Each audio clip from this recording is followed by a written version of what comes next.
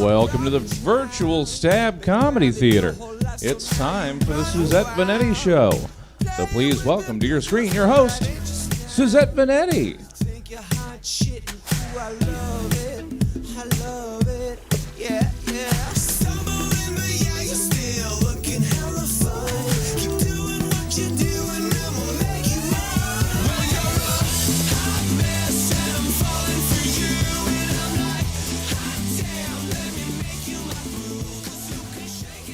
Hey everybody, it's 5:03. It's Sunday, March 21st. So if you have plans for St. Patrick's Day, you're late. Also, hot tip, don't wear green on your person when you're doing a green screen show. Anyhow, let's start the show off. Welcome to the show, the Suzette Veneti Show, the only show hosted by a drag princess who's been awake for 26 hours. Okay, here we go. The anti-Asian hate. Why? This isn't a joke. Come on, white people. Look around. You do it to everybody. Stop. Stop, white people. Stop. Okay. The California Attractions and Park Association, CAPA, a trade group which represents theme parks statewide, is backing a plan that would tamp down on the effects that shouting and yelling on rides such as roller coasters could have in spreading the virus. The group is asking riders of roller coasters and other amusement park rides to enjoy either A, enjoy the ride silently, or B, make sure they're screaming with enjoyment into a face covering. It's kind of like how some people scream into a pillow when they're overwhelmed, except the opposite. So if you're going on a roller coaster ride, stifle your screams of joy, says the California Attractions and Park Association. Miami-Dade County is declaring a state of emergency over spring break. Spring breakers are crowding the beaches and clubs so much that Miami's enforcing a 9 p.m. curfew. Our correspondent on the scene, Chad from Tuscaloosa, says, "Dude, this is indeed a state of emergency. Everyone knows the real partying doesn't start till 11 p.m. Chad. Of course, when polled, spring breakers are only 50% aware that there actually is a pandemic. Half of them are ignorant and just unaware, and the other half are from families of deniers. So, and in the news, Nacho Vidal, a porn star, was arrested for reckless homicide via toad venom. That's weird. And that's all I got for me, because I didn't know how to make a joke of that. So we're going to go to someone, not Clifton, he couldn't make it tonight. We're going to go to one of my favorite people in the world, hilarious comedian, back on the road. Find her, go see her. Also give her a follow, send her some coin, and she can make a joke out of anything, especially this. So welcome to the show, Chelsea Bearce. Oh my God. What? Hi. Hi. Thanks for kicking the show off with so much energy and enthusiasm, bitch. Just for you. No, my God. I've got to teach a seminar or something, and it's just for you. Like, let's kick it up. Kick it up. Okay. Hello. Hi. I get it. The world is depressing. We're in a fucking terrible state right now. No one knows what to do. But energy. What's up, bitch? How are you? I'm all right. How are you? Good. Did you have brunch today? We did. Every Sunday. And continue. Talk Okay. about it. I wasn't there. Come on. Sure. I know. You need to come back. Okay. So it was Broadway themed. Oh my God. Yeah. If I had known that, I probably would have made it happen. Okay. Damn it. I hope that you would have enjoyed my performances. Popular from Wicked. Okay. And I had a bar back, and I did awful makeup on him as a makeover. Okay. And then I actually did Satisfied from Hamilton. All right. You know. Okay. Sometimes you got to live your dream. Yeah. You did a little Angelica Schuyler, did ya? I did. All right. I did. A toast to the groom. That is definitely a role I would give almost anything to play. Any of the Schuyler sisters I would play without a doubt. That's something that I would absolutely love to do. Even Peggy. And Peggy, because Okay. Peggy is then Maria Reynolds, like True. later in Act 2, Right. which is also a very juicy role. Don't Yeah. get me started on fucking Broadway. What are you doing? Oh, I know exactly what I'm doing. I'm bringing energy I had shit to talk about. by talking about Broadway with you. I don't want to talk about that. But Okay. you know what? We haven't talked. I never know what I'm going to talk about. That's kind of what this segment is now called. It's just like, who knows? I never know what I'm going to talk about on this show. And I think about it like as I'm logging in. I'm like, oh shit. So I do a lot of prep for this show, just so that you know, as you yawn in my fucking face. No, it's fine. It's fine. We haven't talked about dating in a very long time because I haven't done it in a very long time. I haven't dated in a very long time. I kind of went off the apps. Like the apps were kind of bullshit to me. But then one guy kind of kept his like hat in the ring. Okay. So let's talk about this for a second. Okay. And I want you to tell me if there's any sort of red flags that you think have been brought up. Okay. Okay. So this guy, he's a single guy. Obviously, he's older than me. He's like 43, 44. Okay. And he's, I think originally from the East Coast. He has 2 kids that he doesn't see anymore. 2 kids with 2 different women. Okay. So already I'm just kind of like, which is fine. Like, I get it. Like, everyone has their own thing. Everyone has their own thing. Okay. But 2 kids, 2 different women. Right. Okay. And he like has his own business and all that stuff. But he brings up his business when it's convenient. Does this make sense? Like he's like, well, he'll say something like, we should meet up. We should get together, you know, this, and this. And then when I have time to, this is from one entrepreneur to another. Like, I get it. I understand when you're busy. I understand when you're a business owner. You're preaching to the choir. But then he says, you know, when I make time, then he comes back with like, oh, well, now I have a big project that's due and I can't see you or whatever. And it's like, if we make plans and then you say that your business got in the way, you know what I mean? Like, it's just very, very convenient. Okay, and here's the other thing. Okay, he's a white guy, okay? And he uses the N-word more than, like, I mean the street version with the A at the end. Like, I mean, you know what I mean? But it's like, for someone to say it with such ease, and you're talking to someone who is of black nationality. Well, okay. And I don't even feel comfortable using it. Do you see what I'm saying? I do. Okay, so first of all, I want to say that it felt weird for my flag to be a fan and for me to clap the fan at that because I'm not clapping the fan. It was my red flag. I need a red flag for this segment. Oh, that's what you were trying to do? Yeah, that did not. No, I know, because I was like cheering that on. Okay, so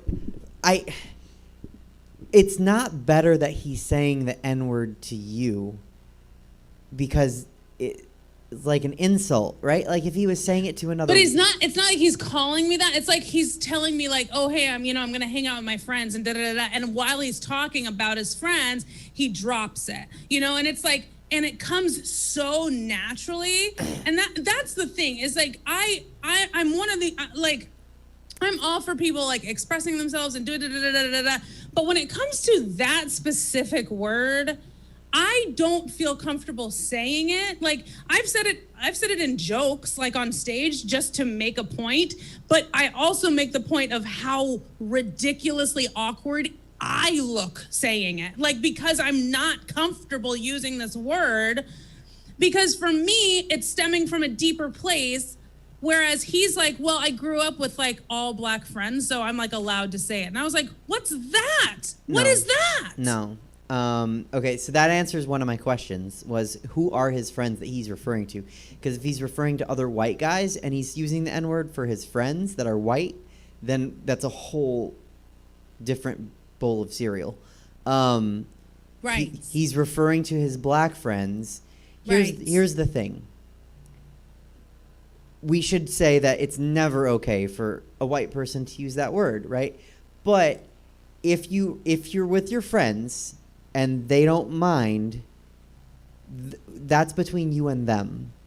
But you can't, once you leave the company of your friends, even if you're talking about them, they're just your use the word friends, because that's what you're meaning when you use the N-word to refer to your friends in that context. And then it's just, it puts me in a weird place, because I'm like, who am I to tell him what he can and can't say? Like, we're not together, we're not dating, and da-da-da-da. And then a friend of mine was like, but it's a word that makes you feel uncomfortable, and you could say that to a stranger. Like, yo, I'm at Safeway right now. Can you not call the avocados that name, please? Like, that's rude. You know, like, so I don't know. It's just, it's a weird thing, because on one hand, I feel like I'm not able or have the right to tell this man, hey, if you want to like meet me and like go on a date with me, could you not use that word, especially if maybe we meet my black mom? You know what I mean? Like, it's like, I don't, and then on the other hand, it's like,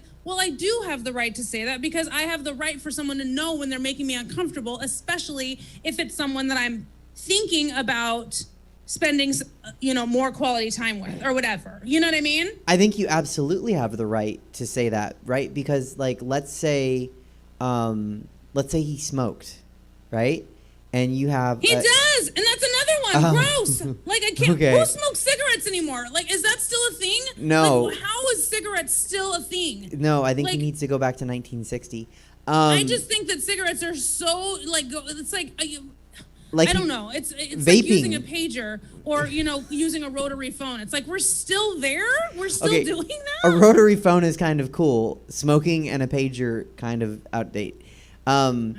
But here's the thing. So you have a kid, right? And smoking's not good for other people. So if he came over and he wanted to smoke around your kid, you could say, don't do that, right? Right. Okay, so why can't you say with the language, same thing, hey, don't do that around me or my kid? Yeah, I guess I could. I think it's one of those things where I have to weigh it out and be like, do I want to pursue a potential relationship with someone who I have to censor to not use a very controversial word so freely? Well, you know, like, I don't know if I would hope that the person that I'm pursuing would already have that chromosome like built in, you know, which like, chromosome you know what I mean? Is that? Yeah. Well, okay, so here's the thing, and I can't believe I'm about to give you dating advice, give you any kind of advice, but you can. I won't take it, but go ahead and talk. Fair enough. What a great opportunity to find out what type of guy he is. Like, you tell him it bothers you, right, or you're uncomfortable with it. How does he adjust? What a good test. Because that's going to happen a lot in a real, you know, in a relationship that lasts any amount of time. There will be things that you don't like or make you uncomfortable. And if he's like, you know what, fuck you, I like sleeping with the TV on. And you're like, I like sleeping with it off. And then he'll never turn it off. That could be a problem, you know? Right. So this is just like, usually you want like a smaller test up front, but here he is putting it in front of you. So why not just go ahead and see what happens?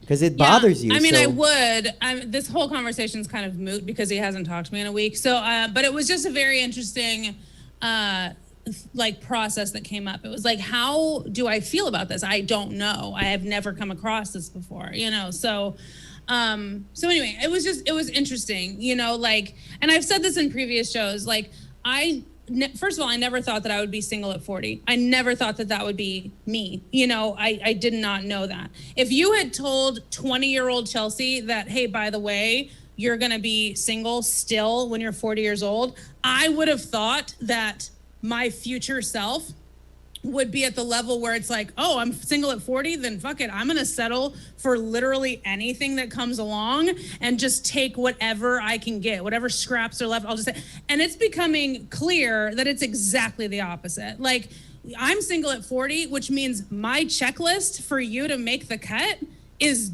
dumb. Like, it's like, you need to have your shit together. You need to da-da-da. You need to da-da-da, da-da-da, da-da-da. And this is like normal shit. Because I feel like as a person, I'm very low maintenance as a woman. Like, I'm like very low maintenance and I'm pretty chill. you know? So it's like, yeah, I have a lot of checklists, but it's also mainly just be a decent human, you know? Like, that checks a lot of boxes for me. I feel like we've talked about that before, you and I know I've talked with David Shapiro about that. Like, the older you get, the more, like, your field narrows, right? Like, when you're 20, you're like, I don't know, do you have a pulse? Are you mildly attractive? Have you never killed a person? Cool, let's go on a date. But when you're older, it's like, no, you need like you said, your shit together, and you need the rest of these things, because I don't want to waste my time on you. And you also start to realize, like, how much time, like, I'm realizing now, like, it's super late, but I'm also realizing now how much I enjoy my own company. Like, it's like, I'm finding the joys in being, but maybe this is a pandemic thing. I don't know. Maybe this is a quarantine, you know, plus that I'm learning because I have to be inside. I have to be by myself, like all that stuff. But I'm finding all the joys in that. So then it's also finding the right medium of when you introduce someone new into your life, it's like, okay, how can we balance this out? Where you, are you taking pills on the show? Are you taking pills right now? Is that what you're doing? I took ibuprofen because I'm tired. Oh my God. We're getting turned up in here. Ivy, it's going to get stupid, yo. It's going to get crazy, girl. Naproxen. So I don't know. It's just, it's finding that happy medium of, like, becoming the strongest you that you can be, but then also leaving space in your life to allow somebody else to come in. Because that was something that I had to look at. Like, I'm incredibly independent. You know, like, I haven't had a clock-in job since 2013, you know, so it's like I've worked completely for myself since then. You know, I'm a single mom. I have this kid. I run multiple things. The amount of irons I have in the fire is ridiculous. But it's like, am I married to that? And No. If somebody else comes in, is there space for this person to occupy some of my time? And to be honest, there was definitely a time there where there wasn't. And that was a conscious effort that I made, because it was like, I'm scared. After my last long-term relationship, I was like, I don't know if I want another person occupying my space, you know? But I don't know. It's a fun, happy medium that you get to find and, you know, avoid all the red flags along the way. I think there were 2.5 red flags that you mentioned. Oh yeah, they're terrible. Unless you weight them, and then there were 24. I think the right person, I think once the right person comes in, they will bend to fit the space that you have available, and you will bend your space available to fit more of them. So you don't have to worry about there it. There is definitely a level to start a new relationship and to get into something that is long-term and serious. There is a level of compromise that has to be done. Mm-hmm. The danger is then realizing and being able to recognize the difference between compromising and settling, because there's a very fine line that separates those two things. Yeah, but I don't see you settling for anything. Well, then it seems that you know me better than I thought. I can't remember what we call it, the hurricane of doom. Like, you don't. Oh shit! Is that what we? No, it was not that. Something like that. That sounds terrible, but I'll take it. I mean, it's fine. It was a ferocious force of nature. I don't remember. These are all very valid. I don't remember if those were the exact ones, but they're very valid. We'll have to message Robbie. I think it was he that said it. Yeah, you're not a settler. Like, you don't settle. You don't settle for just take you on stage. Like, you don't settle for a like when you're doing crowd work, you dig deeper until you get to what you want. Right. Okay, so why would dating be any different? I don't know. Because people think they want someone like that, and then they get them in real life, and they're like, yo, she's a lot. I mean, I get it all the time. Yeah, but the right person will be like, oh, like Goldilocks, like, oh, she's just right. Right, yeah. I have been compared to porridge more than once. So, yeah, I totally get that, yeah. You said, I was thinking of, like, maybe the bed. You said porridge. Because porridge is funnier. All right, I'm gonna go. Go talk to my friend. I love her. Okay. I will talk to her. Thank you for being on. Yeah, duh. And love you too. And talk to you later. Okay, bye. Bye. Okay, bees and booze. That was Chelsea Bearce. You can follow her. You can give her some coin. That'd be cool because we're still in a pandemic, and she works hard for her money with her 14 jobs. So help out. Also, above my pretty little head is the information for Stab Comedy Theater. Still bringing you content. Still doing it in the middle of the pandemic. Jesse, how was the Stabtacular quarantine anniversary?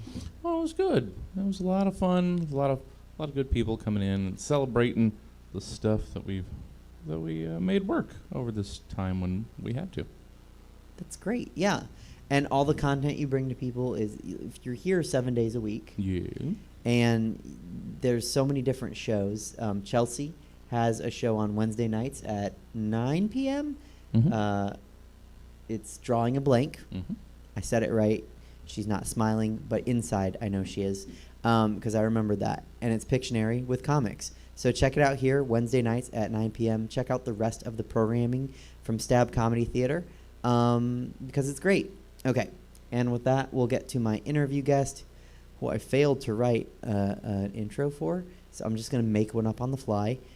She also is a hurricane of ferocious nature. She works... What? Oh, I thought you said something. I was going to say it. Okay. She's amazing. She has been doing stand-up comedy. She's out there right now safely, keeping her 6 feet of distance. But go check her out in a show, because she's one of the most funny people and one of the most honest people I've ever seen on stage.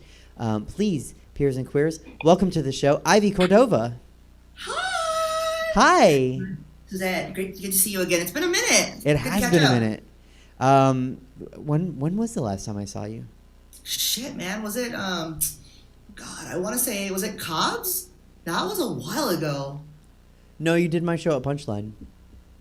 The drag one. Oh, was it the one where I brought my mom, or was it a different one? Oh, wait, no. My mom went to the one in Sac, and I did the one with I think Sergio was there too. Okay, then Sac was the last time I saw you in person. Okay, with my mom. Oh my Yeah. goodness. Yeah, it's been a while. Oh my God, it has been a while. Well, hello. Hi. If there wasn't a pandemic, I feel like I would have seen you more recently.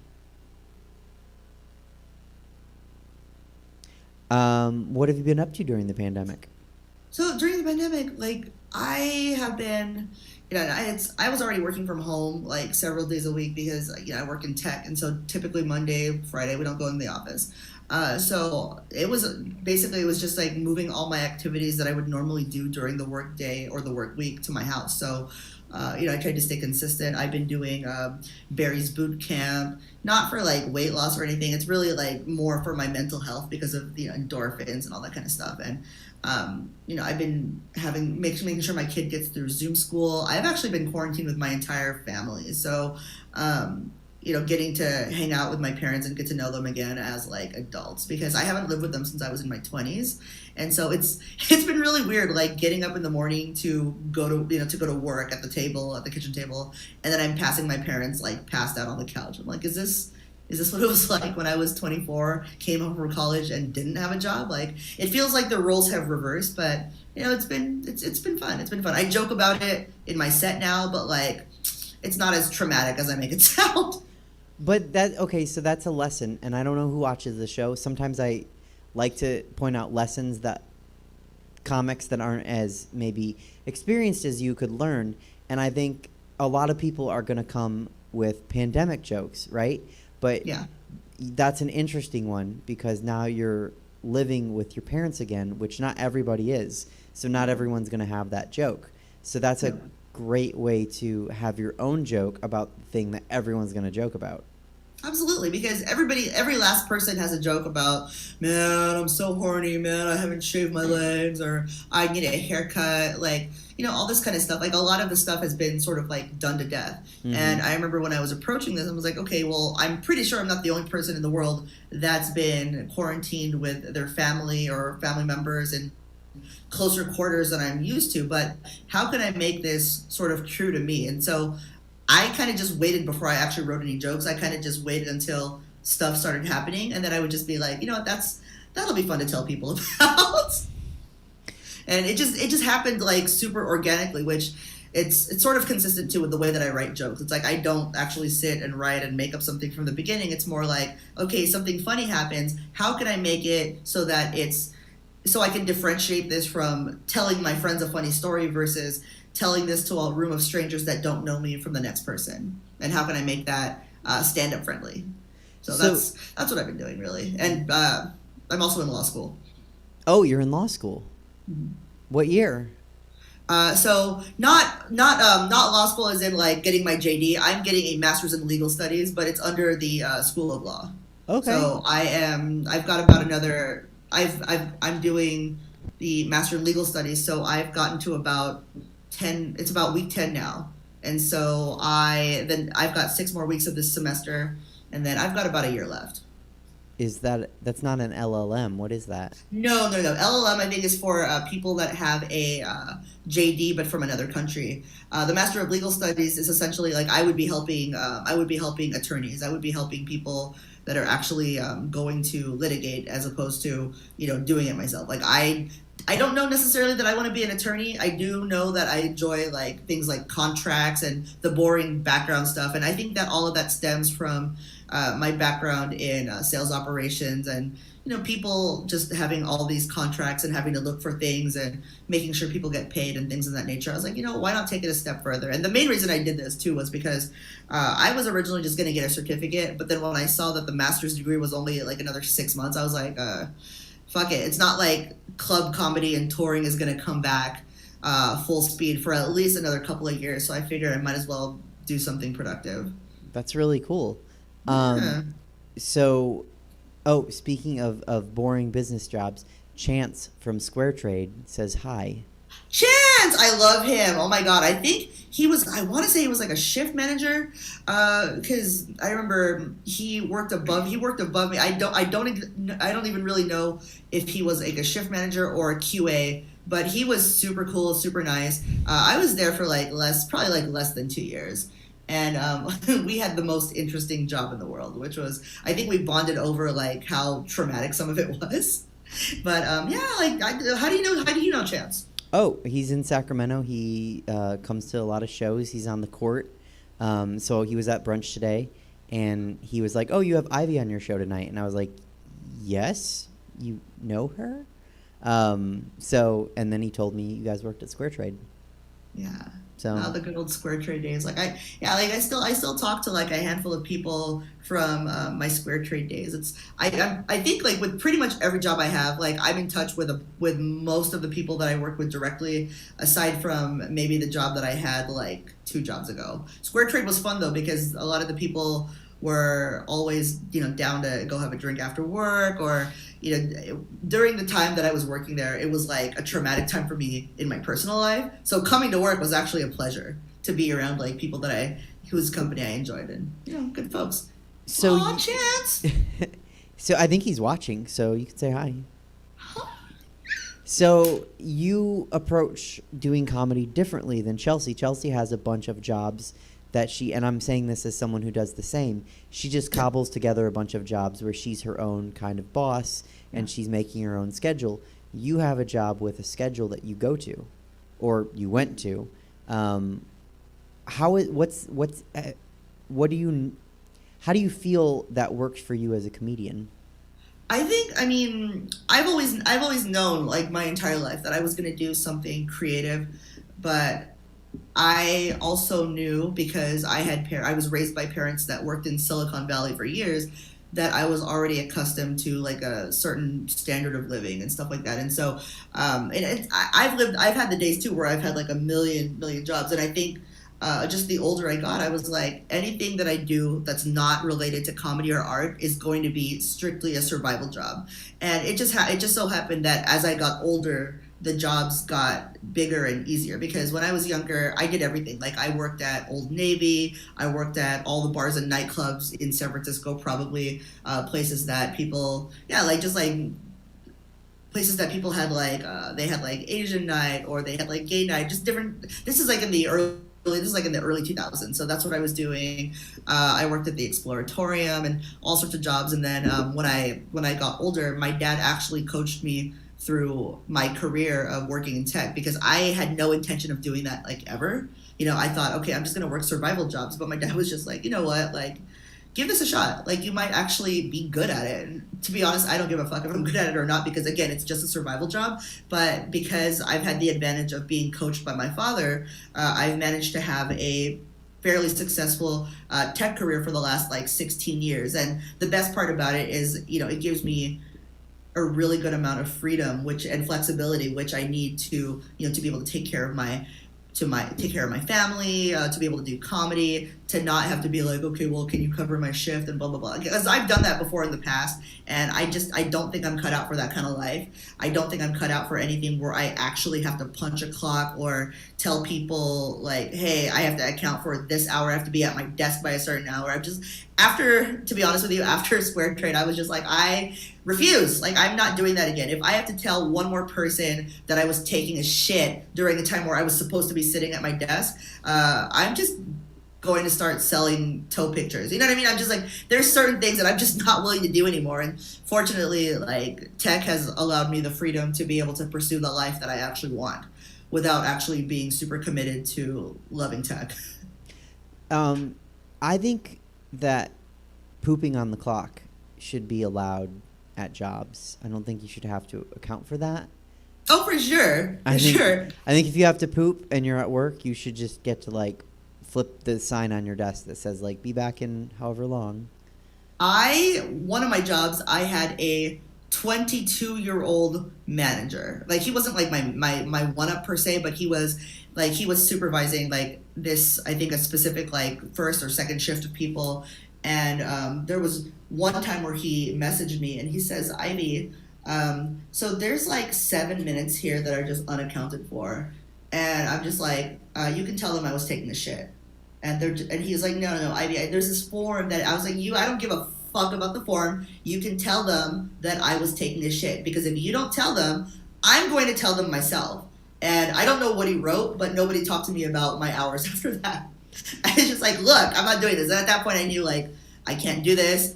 I'm not going to listen. Like, what the fuck do I have to gain by listening to, like, why do I have a manager that graduated from UC Davis with a fucking liberal arts degree? Like, what the fuck do you know about managerial shit and regular life? Like, you can tell them I'm taking this shit, or I can tell them myself. So it was clearly a more difficult time in my life. Well, yeah, I think it sounds like he made it a difficult time in your life, because who fills out a form so they can take a shit? Like, what's that? Sorry. Oh, I said who has to fill out a form so they can take a shit? Like, right. It was one of those, like, it was a kind of job, almost like borderline call center-ish. You know, not really. They were trying to say, oh, we're not a call center. Like, bullshit. This is a fucking call center. And we had to account for being at our desk at hours. They had to tell us when to take a break. It reminded me of like my early days working at Old Navy, where you'd have to go to somebody, I'm here for my 15. Like, fuck you.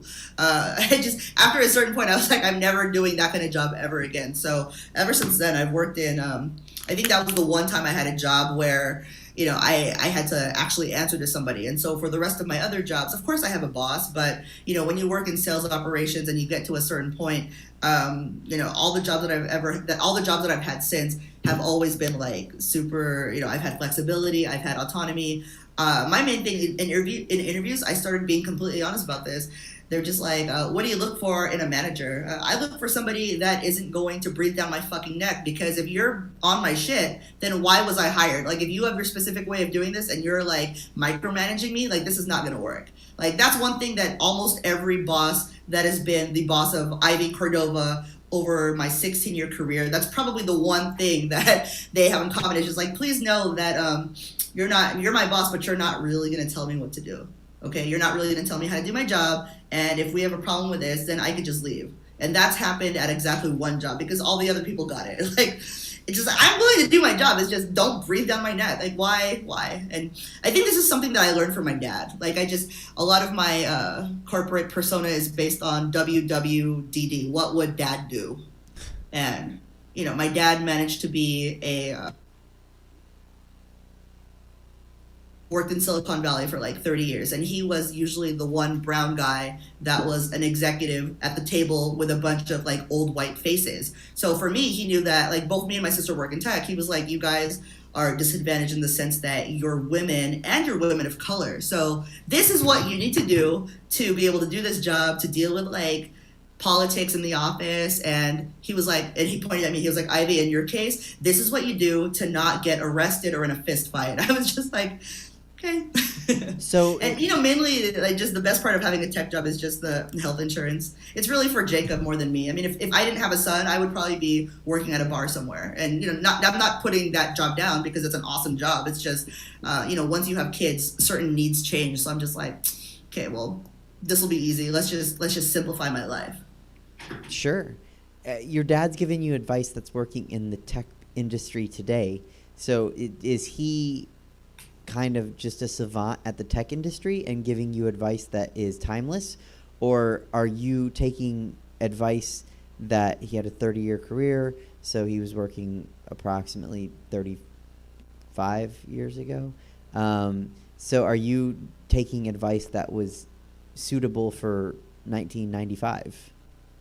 It's evolved. Like my dad's advice has evolved as technology. One of the most important things that he told me was, you know, when you work in technology, as technology changes, business needs also change. So don't get comfortable. You have to learn how to adapt.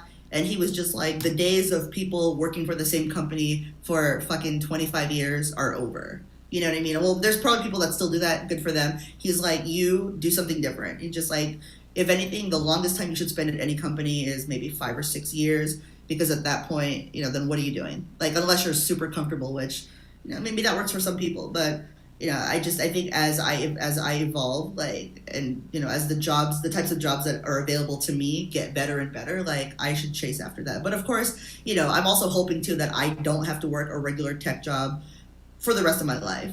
I mean, I would like comedy to be the end game. That being said, I know that if comedy didn't work out, I would still probably survive. It would probably be a lot less fun, but I'd have something to do with my life. So you've been working during the pandemic, Mm-hmm. and you've been doing comedy live lately. Did you do much virtual? Sorry, what? Did you do much virtual comedy? Yeah. I personally did not want to be one of those people that was like, yo, I need comedy, man. I'll just go to the park. Like, that's cool for people that don't get booked. But for me, like, I'm saying, like, I'm just like, I know I have options. I can afford to be selective. And for me, like, I'm not out here saying that Zoom is the future of comedy. Like, none of us fucking think that. We know this. But, you know, if you're resourceful, you can use it as a sort of a networking tool. Because for me, like, I used to travel a lot between San Francisco and LA for comedy all the fucking time. And the cool thing about doing something like Zoom is that you can work with people in LA without leaving the house. You can work with people in other countries. Like just this year, I did my first New York and Canadian shows, which was super fun. So, I mean, of course, there's nothing like a live show. But I mean, if the person that's putting on the virtual show has credibility, I will take that over some random sidewalk shit any day. Do you think that there's a place for virtual comedy after the pandemic is over? Absolutely. Like, I think one of my favorite things about certain Zoom shows is I'm actually more of a fan of the unconventional comedy types of shows. So the stuff like that Chelsea does, which is, you know, one of my favorites is Who Wrote This Shit? Like, any day that I get booked for that show is a fucking good day. There's also Prompt Night. I like Blabbermouth, which is Phil Griffiths and Red Scott, like just really good creative shows that force you, not force you, but they sort of challenge you to think fast and on your feet and things like that. And I like, honestly, like even if live comedy comes back, I think that there's an audience for these types of shows, and I think people really get a lot out of them, you know, more than we realize, because as much as we'd like to be out there making people laugh, there's also people at home that are probably been stuck with their kids, their husbands. They need an outlet. They just want to laugh. And, you know, what better to have them be able to turn on a computer? Because some people, you know, maybe they don't have childcare. Maybe, you know, like me, like maybe they have, you know, one kid and they can't take that kid. Like they can't get they can't get out of the house or anything like that. So just knowing that people have other options for entertainment aside from going out of the house, I think these things are going to continue, and I hope they do. What don't you like about it? What don't you like about virtual comedy? No, I mean, I like a lot of things about virtual comedy. I think maybe the one thing I don't like is, when you're doing a more traditional stand-up show, like the one I run, and I love my little show. Like, we've been working on it since, I want to say, like November-ish. But the challenge for a show like that is when you're actually when you're trying to do crowd work on Zoom and people don't have their cameras on or they're on mute. Just like, you look at the audience, you're like, any parents in the house, make some fucking noise, yeah? Oh, no, yeah, that. Yeah. It's weird. Like, I think, but aside from that, like, I think at its best, it's like a solid hang, especially if the other people on the lineup, the producers, like, if I'm working on a show with, like, my friends, that's like a fucking awesome show. And then at its worst, it just feels like you're trying to make a bunch of strangers laugh during a corporate work meeting, is what it feels like when you're doing, like, Microsoft like Teams or Zoom or some shit. That's probably the one thing I don't like about virtual shows, is the fact that crowd work doesn't work. I mean, I'm not a crowd work person myself, really, but like I can see how people that thrive on doing crowd work would have trouble with it. It's a completely different medium. Well, and that's the thing. This is the 48th episode, and we've talked a lot about that. You have to adjust for the medium. So, like you said, Chelsea's doing some really cool stuff. Blabbermouth is cool. Did you mention one other one? Prompt Night. Prompt Night. Thank you. I haven't seen Prompt Night, but I've seen like good people on it, so it must be a good show. But these are created for the medium that is currently available to us. It's and your show, like you said, it's a fun hang, and it's your show, so I'm sure it's good. But this isn't live comedy. This isn't a person in front of a crowd. So do something different if you can to adjust for the medium that is available. Yeah, and I think the people that there's people whose shows have who are running live shows, and those shows that changed to the Zoom adaptation were also really good. Like, probably one of my other favorite ones is Nightlife on Mars, because I knew they had a live show. I'd never actually done the live show, but I always kept up with it because I really am a huge fan of the producers. And just the caliber of the people they've had on the show is fantastic. So when they moved it to Zoom, I was like, okay, how's this going to work? And it was actually really, really super fun. And so, again, that's another show that I look forward to. It's another show that I have a list of shows that it's like, when I get booked for these, it's a good day. Yeah, well, and you are good, so you can be selective. I just did a show where we watched movie clips and then kind of just riffed on how bad they were. So that was a lot of fun.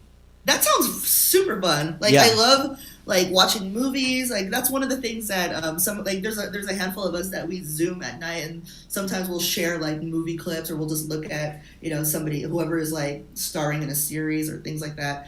I also just really like quoting movies with people. That would be super fun. Yeah, well, I mean, that's something that people have always done. So that could be a show that you could make happen. You mentioned that you're a mom. You mentioned your son. How do you balance? And we just had Chelsea, and Chelsea talks a lot about balancing her life with being a comedian. How do you balance being a mom and a comic? So, obviously there's certain things that have to come first. Like, as long as my son is, if he's good, I feel a lot less guilty about leaving the house. It was easier.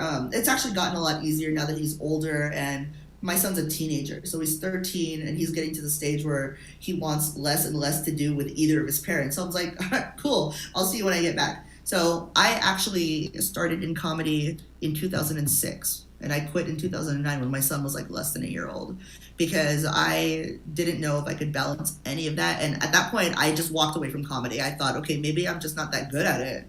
And then when I came back to comedy, that was when I really, in 2016, that was when I really had to start figuring out a balance. I didn't want to leave my son home 5 days a week. I had to be really strategic about the way that I scheduled going to open mics. And so because I work in SF, I would see, okay, well, what mics are around me? And so I was already there, and then I wouldn't be super late coming home.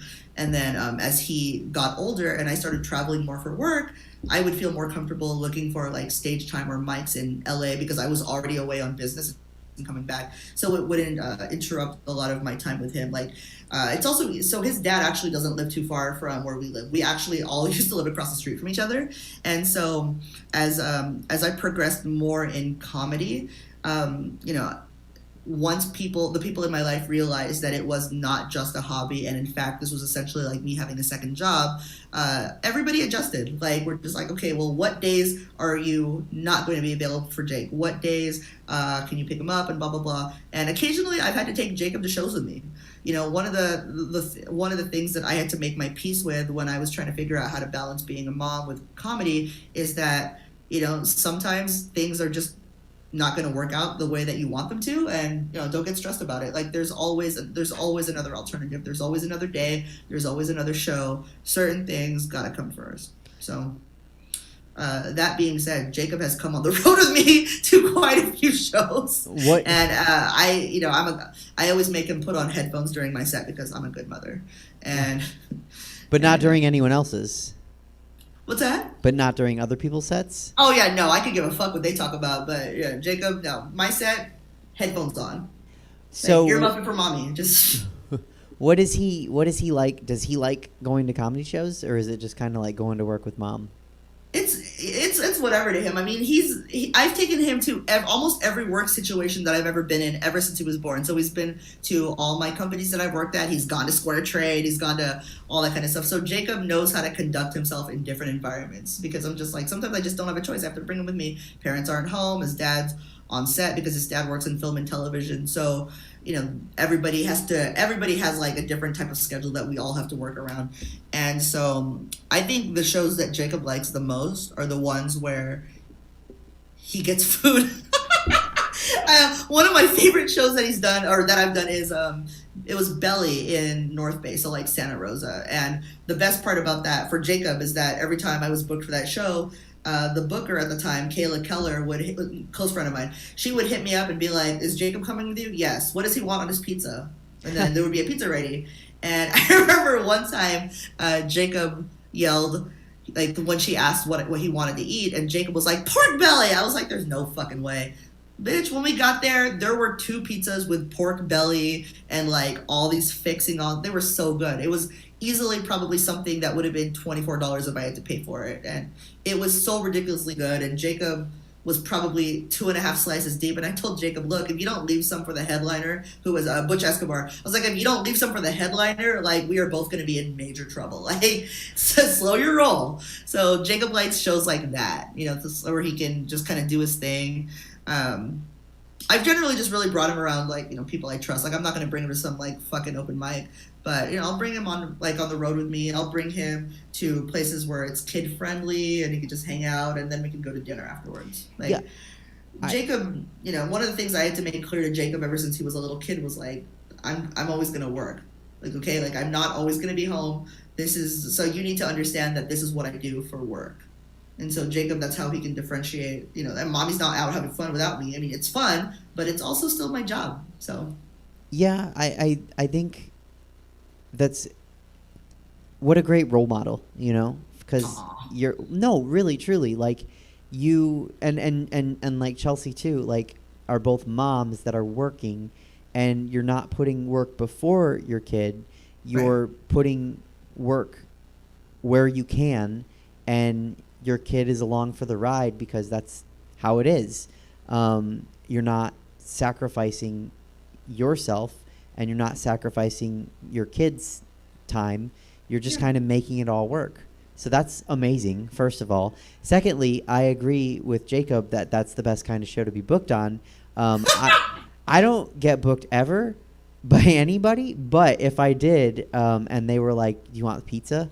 Hopefully not instead of pay, but if they were like, "Do you want pizza also?" I'd be like, "Yes." Getting booked is amazing. So he has good taste, no pun intended, on getting booked when there's pizza. Exactly. Jacob, I think one of the other favorite places was when I had this brewery show, because brewery shows are great to bring kids to because they're typically like places where people bring their kids or they bring dogs. I'm like, well, if there's a fucking dog here, I should be able to bring my son. And then it was in Santa Cruz, and the best part about it, it was about 10 minutes down the road from this legendary ice cream place called Mary Ann's. So I got to show him all my Santa Cruz favorites like all in one day. Oh, that's cool.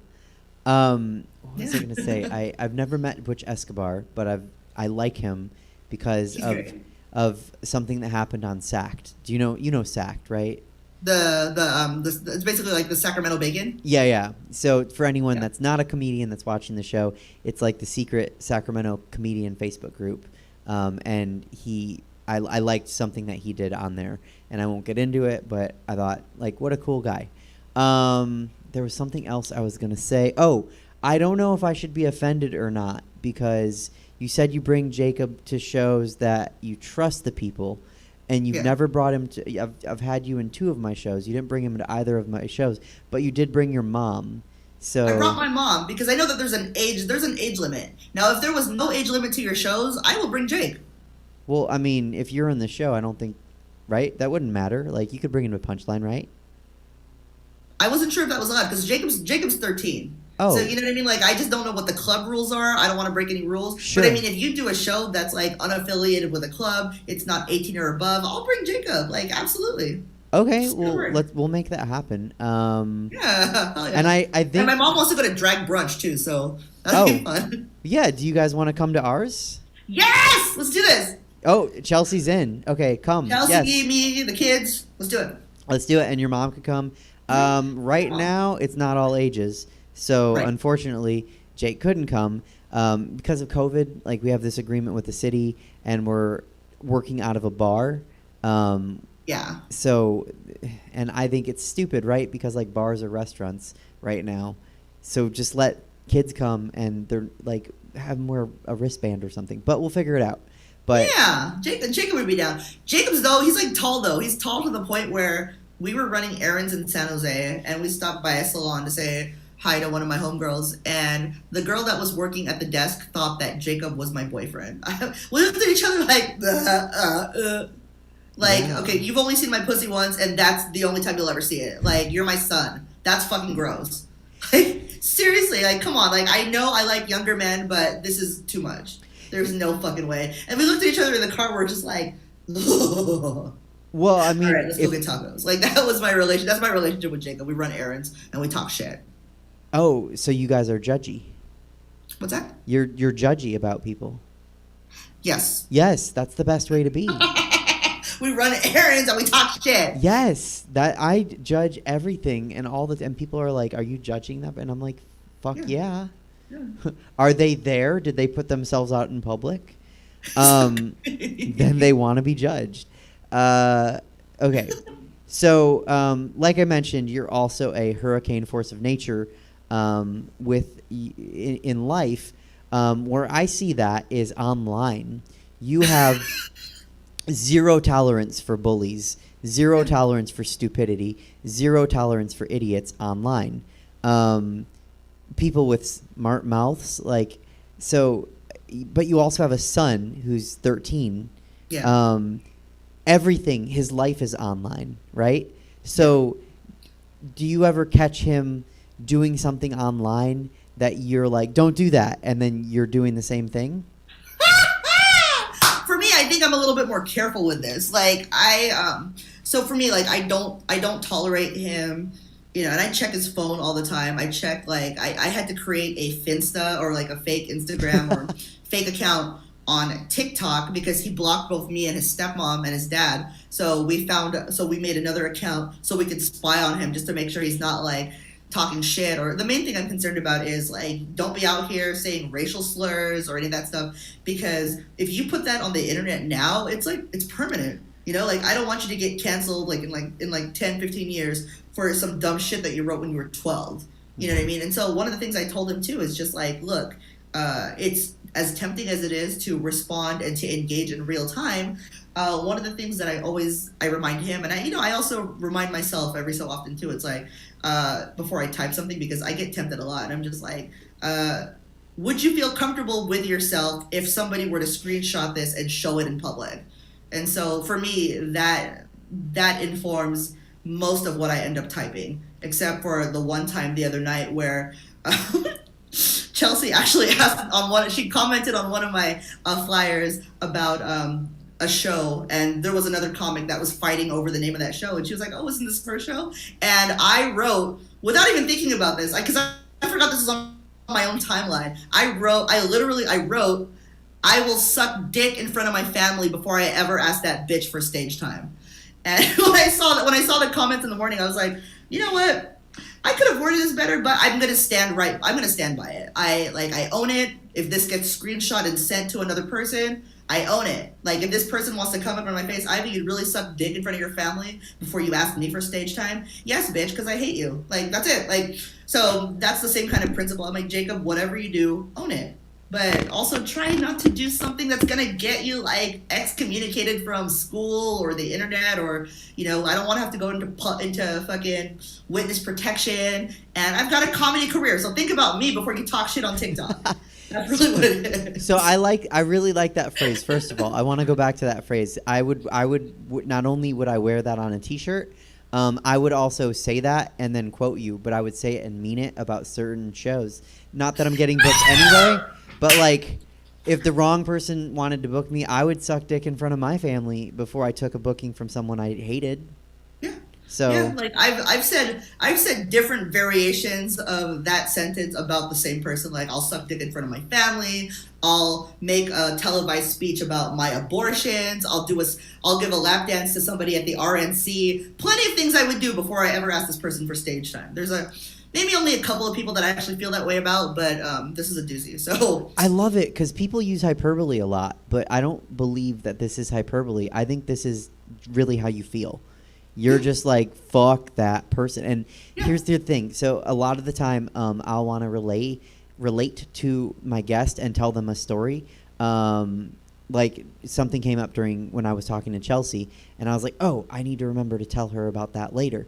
But it's boring for the audience because they're not in on the inside joke or whatever. This is different. This is, you don't want to name the person here, which is fine, but I need to message you later because now I'm fucking curious. Oh, for sure. I got you. Yeah. Do I too want to suck dick in front of my family before getting booked by this person, or would I get booked by this person? I need to know. Okay. Yeah, think about that merch because that's I don't know. Oh, yeah. I would suck dick in front of everyone's family. Sorry, seriously? I just saw it. I got a message. No. Yeah, not from you. I would do. Oh, that felt good. I would do a lot of things. Oh my god. People would be like, "Oh shit, she's a skanky slut." Yeah. Okay. Let's see. Including wear open toe heels with closed toe leggings. I would do that too. I know that doesn't seem egregious to people, but to me, I would never. I just couldn't. So I'd suck dick in closed-toed leggings and open-toed heels. Okay. Yeah. Let's see. Where were we? I'm sorry. I saw the name and I lost my train of thought. Okay, you're a mom. So what if Jake did write that? What if he wrote like, I'd suck dick in front of my family before I took that teacher's class? I'd be like, well, first of all, which teacher?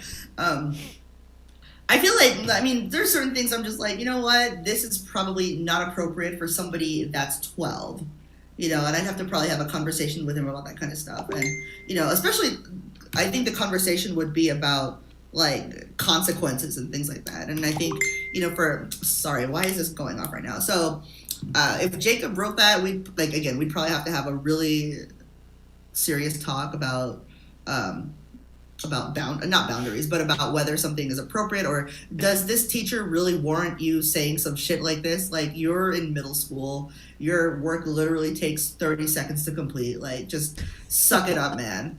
I love that you you made it real about middle school. You're like, it's not your, it's really easy work. Like, Yeah. it's, Like, you know. and I told him, and he was having trouble with like Zoom, because one of the things I noticed, and I peeked into his room, was he had actually put a Zoom on the, like, it was a picture on Zoom of him where it looks like he's paying attention, but it's basically a picture when he has his camera off, and he was like scrolling through his phone, and I asked, I banged on his door, I was like, yo, like, are you my fucking coworker? Like, this is middle school. You need to pay attention. Like, give me your fucking phone. So that's how we got through maybe the first couple of months of him getting used to Zoom school. Are you a little bit impressed though? Because he definitely had to learn like better habits about, you know, how to be on the internet and things like that. And, you know, so far, like, the only real crazy thing that's happened was, I feel like I've told you this, but like, there's one crazy thing that happened on TikTok where he wrote I don't even know if he wrote it. He just had a video of him with, you know, he had a video of him with the joke in print superimposed on the video. And it was kind of a funny joke, but it was just also sort of insensitive for the, it was a joke about Hitler. And the historical context was, yeah, that was like spot on. At the same time, I was like, you know, I don't know if this is responsible for you to be putting this on TikTok. But he was with his dad that weekend, and I also just didn't feel like having that conversation. So instead of talking to him about it, I just reported the video. It was just like, I don't want to deal with this right now. And I talked to him about it at some point, but like that weekend, I was just like, you know what? Let's just be a hater. Let me just Karen my own son. I mean, okay, that's not Karening you, because you can report videos that are offensive to you, and if that was offensive to you, you're like any other you. Was this under your Finsta or was this under you?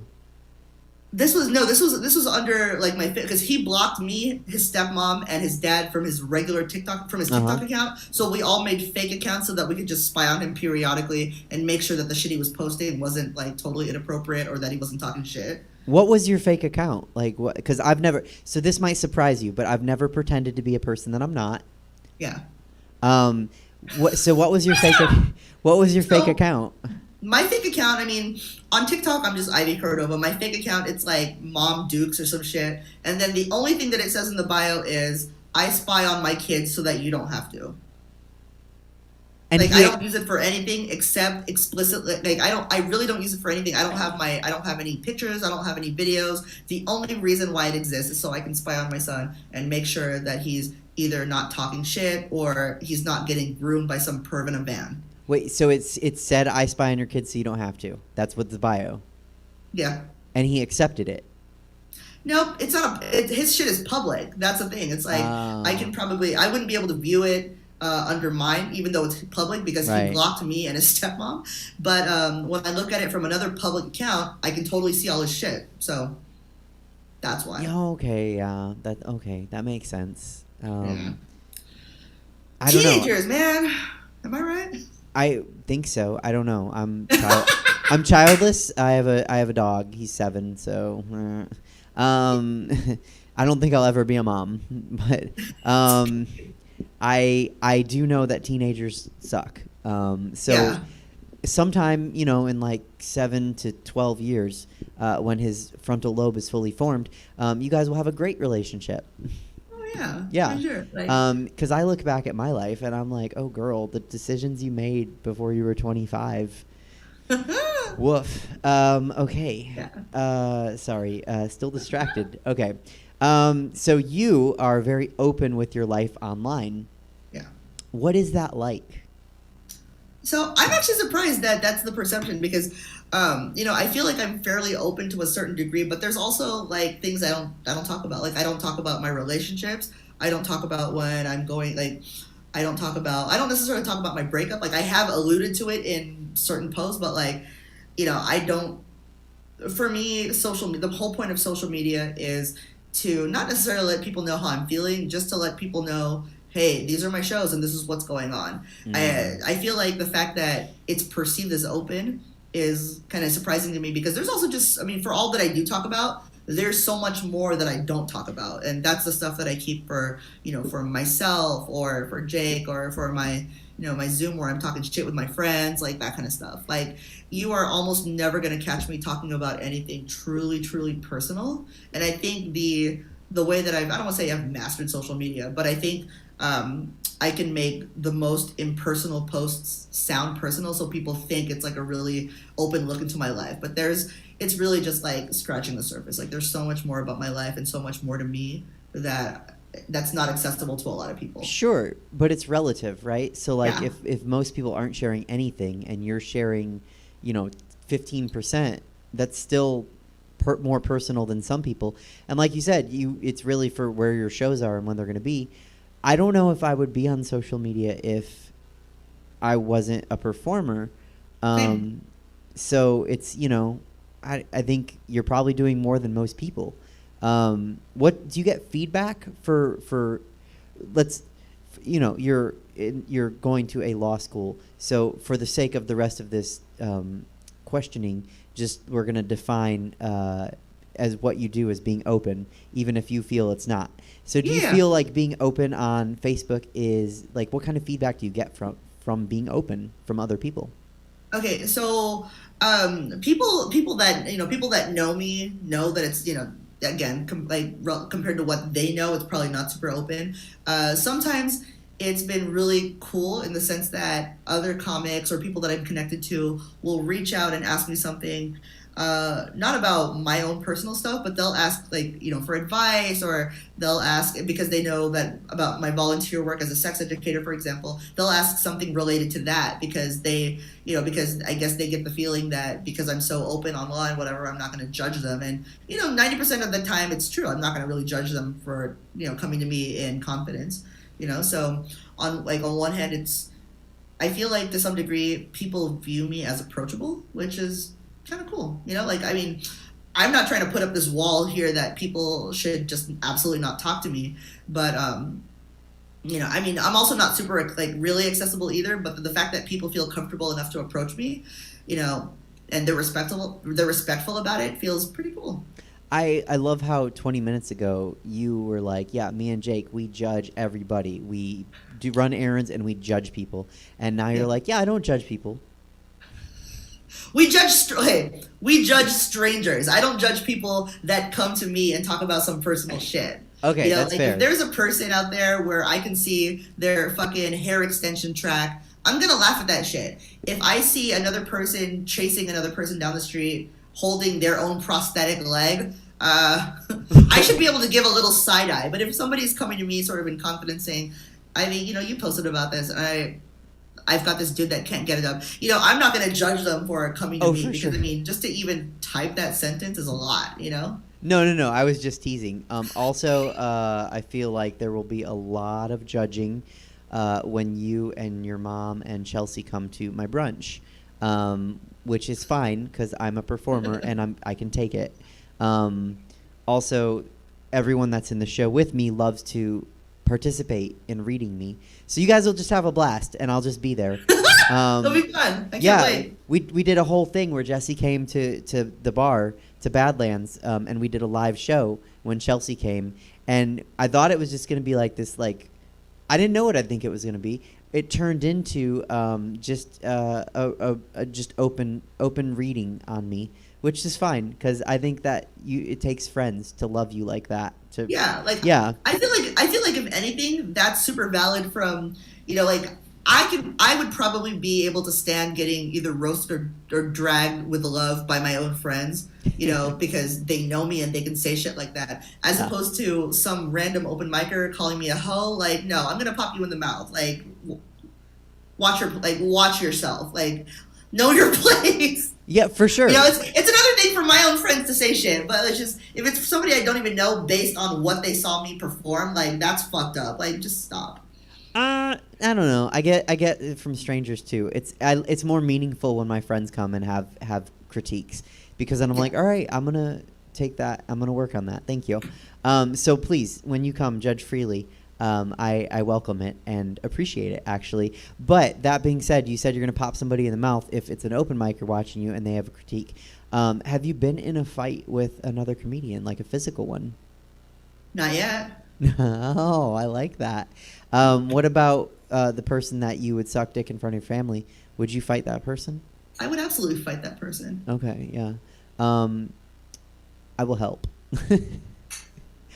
I'll help you. I think there would be. You know what though? I feel like there would be a long line of people that would be. I would have to like give wristbands. Okay, first 10 people, you guys can help me. They have the thing at the deli, at the grocery store, where it's like you got to pull a number, and they're like J15. Pick your number, and we'll yeah, make this bitch and you're like, together. fuck, I'm J36. Like I got, I'm gonna be here all day waiting for this. Okay, so do you feel like being open online helps or hurts you as a comedian? And really quick, I want to say these questions. I had some help from Chelsea, so writing credit to her for some of these excellent Somebody questions. that knows me. Yeah, well, and they're good questions too. And you know, I think I had some good questions, but I just wanted to give credit where credit is due because I'm just Absolutely. a stupid-looking blonde. So sometimes things are hard for me. So do you feel like being open with your life online helps or hurts you as a comedian? Because it's okay. If we're talking about the internet, I think it's helped because I feel like the image that I portray on my public social media is it's as open as it seems. It's also like in a way very controlled because I'm controlling how other people view me. And I was also advised by another comedian who I really, really respect, Phil Woods. Like, we're talking about social media, and he was just like, the only thing that people need to know when they see your social media is when your shows are, where they're at, and occasionally something that reminds them that you're like a regular person. Like, they don't need to know how you're feeling, what kind of day you're having, like none of that shit. Like, you can talk shit to your close friends. You got your close friends for that. Social media is just for, it's super curated. So I feel like it's been helpful to me personally because it shows people that it's definitely helped me because I think people, when bookers are looking through social media or whatever the fuck they do, when they see my social media, they don't see me taking a bunch of selfies and just whatever. They see somebody. Hopefully, it's my hope that when they look at my social media, they see somebody that works hard and gets along with people, and I think that's been helpful to me tremendously because I feel like people can essentially book whoever the fuck they want. But I mean, I personally, as if I were to book something, I would want to book somebody that has a demonstrated 1, really good track record, 2, they're working hard, 3, they're consistent, 4, people like them, 5, they're just not a dick.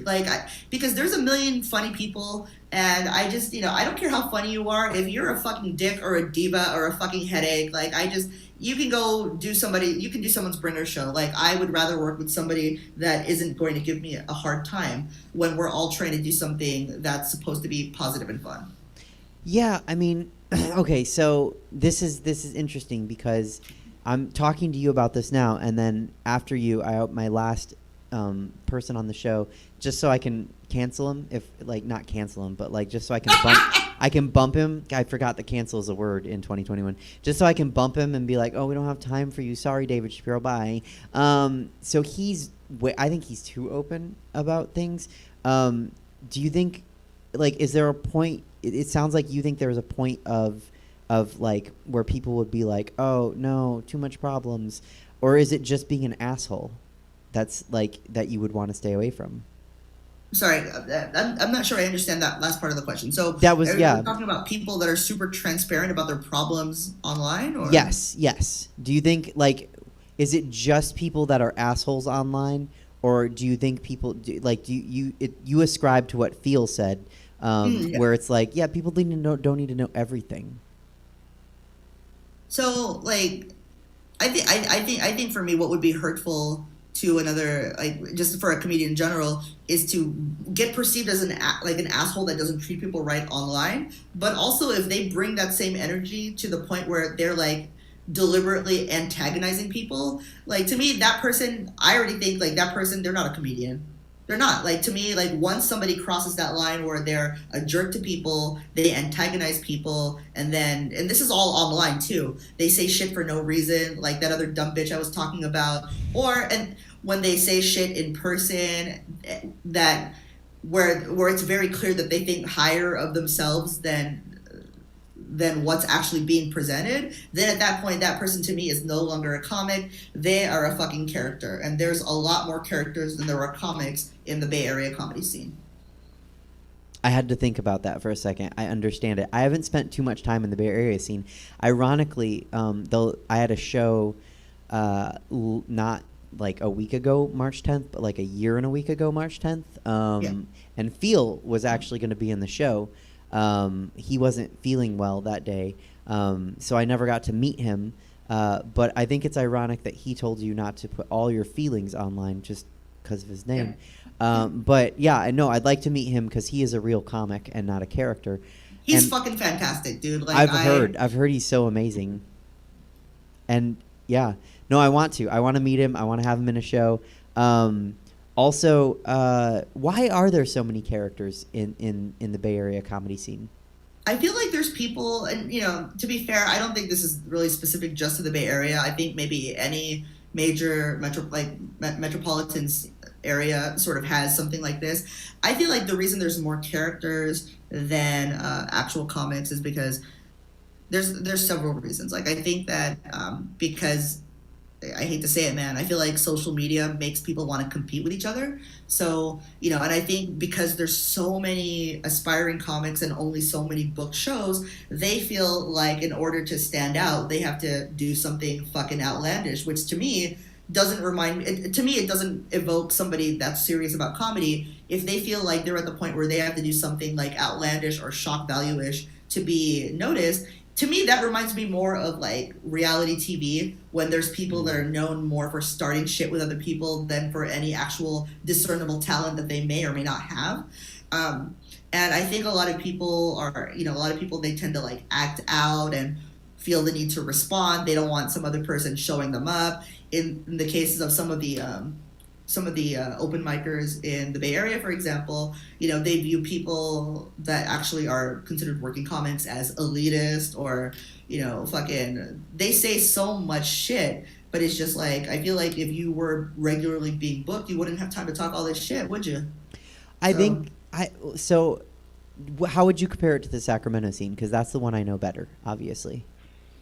So I feel like I've always been welcomed by the Sacramento scene. And a lot of people ask me too, it's like, Ivy, where do you like performing? And they're always surprised when I don't explicitly say the Bay Area, because I've always said Santa Cruz, Sacramento, like anywhere that's, and it's not like I don't like performing in the Bay, because, I grew up in the Bay. Like, I'm from Hayward. This is my home. I got to represent. But the reason I love performing in places like Santa Cruz or Sacramento is because I feel like, one, I think the audiences are more appreciative of some comedy. I feel like in the Bay Area, it's like hit or miss, because there's some people that it's like, okay, well, I paid you, now tell me jokes. It's almost like, here's some money, monkey, just fucking dance. Like, that's what it feels like sometimes in the Bay Area, as opposed to when you go to like Sacramento, you get to know like different scenes, different types of audiences. I personally have had like really positive experiences performing in Sac, which is why I'm always so keen to come back. And it's one of the things that I find as a pet peeve from other comics in the Bay Area is, when we're discussing other scenes and other comics or whatever, and they're just like, I don't know who that is. It's like, really? Like, you only know your fucking like 5-block radius of who's performing directly around you, and you don't make it a point to try to get to know other people in other scenes? Like, you really think the Bay Area is the only place in the world that has funny people? Wake the fuck up.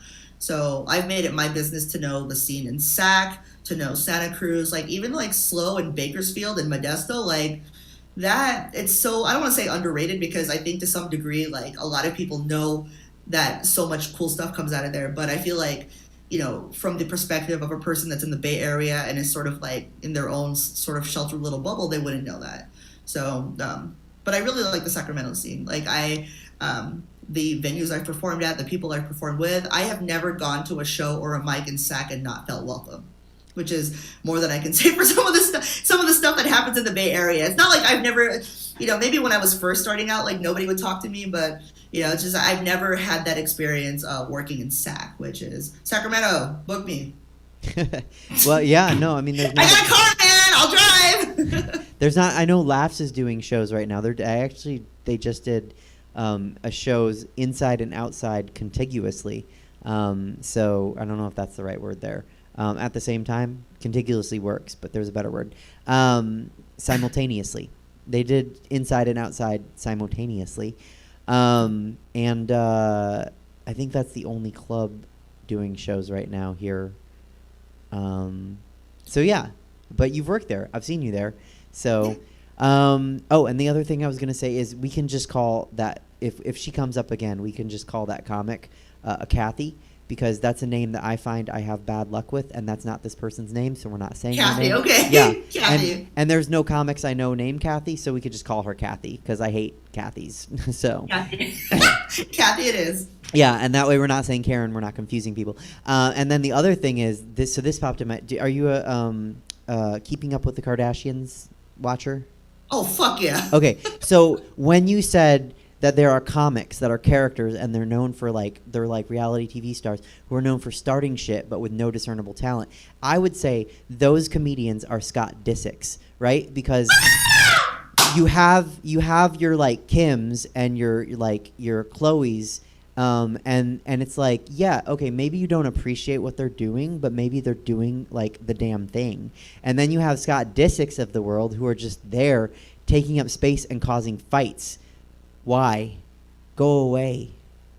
Here's the thing. Okay, I have watched this show steadily since it started, which I'm not afraid to admit it. Like, I actually have a sweatshirt that has all the names, all the K names, and I'm trying to see if I can find a way to cross out Kanye and replace it with Chris. So, that being said, I feel like a better analogy for this, because I feel like Scott is, especially towards the end of the show, like Scott has actually kind of come into his own. Like he's like legit funny. He's given everybody their nicknames.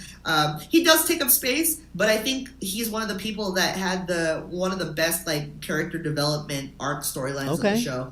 I would probably say if there's people that are taking up space that are sort of fucking useless, it would be more like Kim's friend Jonathan, like that hair guy. You know, like he's constantly, you know, he's at dinner, but he doesn't do anything. He doesn't talk. Like, I'm sure he does hair, but it's like I feel like there's other people on the show in their network that do hair and are known for better reasons. I feel like he's somebody that's sort of like a hanger. I view him as a hanger-on, somebody that sort of rides the coattails of other people. And he actually, to me, has no real discernible talent. And he's also known for like going into people's DMs and just being a dick to them. So I'm also like super biased because I like Scott. Like, Scott grew on me. I remember in the first like maybe 5 seasons where he was getting his like drug or alcohol shit under control. He was like fighting Rob. Chloe hit him in the face, like all that kind of stuff, whatever. But I think like towards the end, he's actually come to be like a real part of the family. And Jonathan, to me, is just so fucking useless. I was like,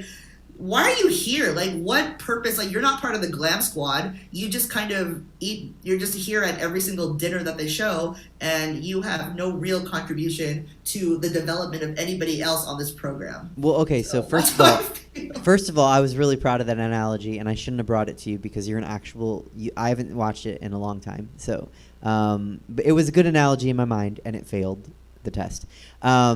Secondly, by rule of Jake. What's his name? The hairdresser? Jonathan. By the rule of Jake, Jonathan is he's getting the gig where he's getting food. So good for him.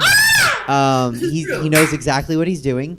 And like, shame on you, Ivy. You've done enough things that you know he's saying things. They're just editing it. They're not editing it in because it's either not funny or not interesting. So he's probably talking his ass off he's probably trying to get famous, and he's like free food and I'm gonna get well known, and then they never show him talking because this is why I'm comparing him to like open micers, because yeah, he's probably talking a lot, but the fact that it's not making it to air tells me it's either not funny, it doesn't contribute positively in any way, and he's basically taking up space. So like which is like a lot of the open micers in the Bay Area. If I'm okay, so really quick. So every time I have a guest that doesn't know me very well, I'll say something like, "Well, I'm just an open micer," and like blah blah blah, and they'll be like, "No." So what is your definition of a comic and an open micer? I want to see where I fall. So I would say a comic is somebody that gets booked. Like, there's somebody that they have a regular schedule of shows. You don't really see them at mics anymore. Not because we're too good to go to mics. I mean, I'll pop into a mic every so often if I have something to work out. Because you're in a show, but when really, the mic like is the happening. whole point of an open mic, besides practicing, is also just a chance to utilize the networking.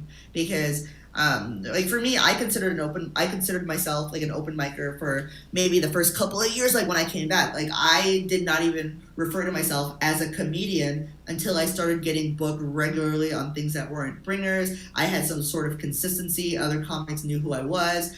The caliber of the people that I was working with was getting higher and higher.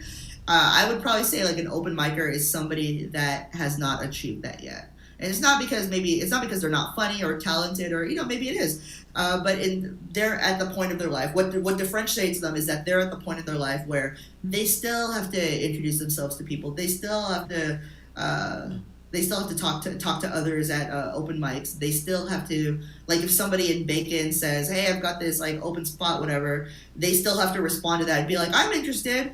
I'm not trying to flex here, but it's been a long time since I've had to ask somebody to do their show. You know what I mean? So when they get to that point where they're not asking the people, when they're getting the offers, I would probably consider them a comic. Like, I feel like it's really premature when I see people that have never really done a ton of booked shows, when they have like such and such comedy or such and such comedian in their Instagram handles, and I'm just like, you barely do anything. Like, you shouldn't put Bob Smith comedy. Like, that shouldn't be your fucking name. You're not a comedian. Slow the fuck down. Like, you have all this branding, but you don't have 5 minutes. Fuck you. Bob Smith, comedian official. That was a little catty. No, I'm with you. And that's what I was saying. I was like, I can't stand it when I see an Instagram and it's like Bob Smith, comedian official, and it's like 2 pictures, and they're both like his friend took them at an open mic of him, and it's like, a comedian of what? Like, you're like, I almost feel like it should be like how you can't, law school, how you can't like represent yourself as a lawyer, right? Like, it's illegal. Yeah. Right. Like, so you're not a JD. I think maybe comedians should have like a CM. I know that stands for something else. I don't know what it stands for. And that way you don't have open micers like OMs. Like, they can't be like, "Oh, I'm a CM," because you're not. Yeah, no, exactly. Like, there was a guy that slid into my friend. So I'm at the point now where like my civilian friends, and when I say civilian, I mean non-comedians. My civilian friends will run into people that identify themselves as comedians and they'll ask me, "Ivy, is this person a comedian?"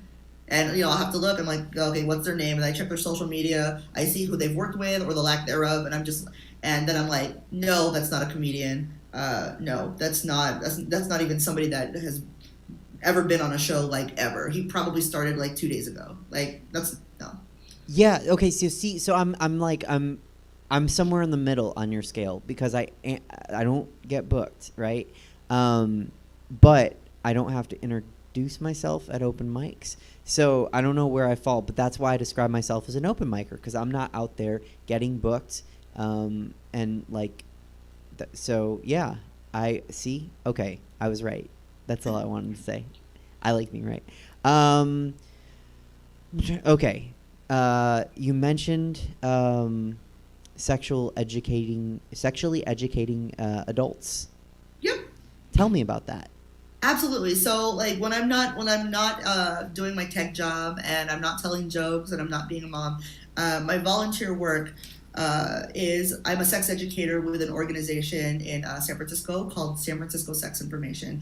I have not actually been like on the training staff, or I've been on the training staff before, but like I have not actively been part of any trainings in the last year or two, because this year was COVID related, and last year I just did not have the bandwidth to do this. But I actually took an internship with them. I did a 60-hour sex education training, which is 4 non-consecutive weekends, and I was lucky to be one of the last classes that took their training at the Armory building in San Francisco. Do you know what that is, right? No. Yeah, so it's this really old, like, I think it was like a former like military building, and they used to actually house this porn company called kink.com. And so, but they also, in addition to dungeons and like sex related stuff, they also had like administrative offices and break rooms and classrooms and things like that, because for education. Yeah. So we would share a break room with people that were coming off of performing for kink.com. So there would be a guy that would come into the break room. He would like take the nipple clamps off, take the thing off his face, and then go grab like a Tupperware of like some spaghetti and heat it up and like sit next to me on the couch. Like it was just such a cool experience. And then after that training, I did an internship with them for another training. And then I joined the staff like 6 months later. And so like one of the things that I love about it is that I get to work with so many like intelligent people. I've worked with adult film stars, like consultation type stuff. I've done lectures about like sex and disability, sex and commerce, which is like prostitution and porn and things of that nature. Just exploring all the things about human sexuality that is sort of missing from a more traditional sex education curriculum. And the reason why this is so important to me was because I feel like as not even just an Asian American woman, I just feel like there's so much to sex that is not often talked about. I'm just like, we should just destigmatize all this shit. Like we should be having these conversations. They're important conversations to have, especially when it comes to things relating to somebody's like sexual identity, for example. Like there's a lot of people that, you know, have been working through years of trauma from a childhood and an adolescence that, you know, where they didn't know what their identity was, or they knew and the other people in their families didn't accept this. So, you know, the whole point of doing sex education is to encourage people to have these conversations, and also to some degree we also provide like a harm reduction approach, because the thing is I don't teach sex ed to kids. I teach sex ed to like adults, and by adults I mean like college students, other sex educators, sex workers, social workers, and anybody that has their own clientele to talk to about modern human sexuality. And the thing about harm reduction, and the reason why this is important, is because people are going to do what they're going to do. Okay, they're like adults, they're discerning adults, whatnot. The whole point of a harm reduction approach is to show them, okay, well, if you're going to do this, this is how you do this without dying. Like that's important, you know, because people, you know, they're gonna experiment. There's more than one way to enjoy sex, and so like we want to make sure that whatever message we portray is, you know, we want you guys to have your fun and just try not to kill anybody, which is a really good philosophy for life. Yeah. Have fun, just don't kill anybody. Yeah, no, that's a great philosophy. Also, some of those open micers should have that as a philosophy. Don't kill anybody with your terrible jokes. I do know what the Armory is because I forgot I knew what it was. But somebody messaged me one time on Instagram and was like, "Will you be my mistress?" And I was like, "Oh, sure."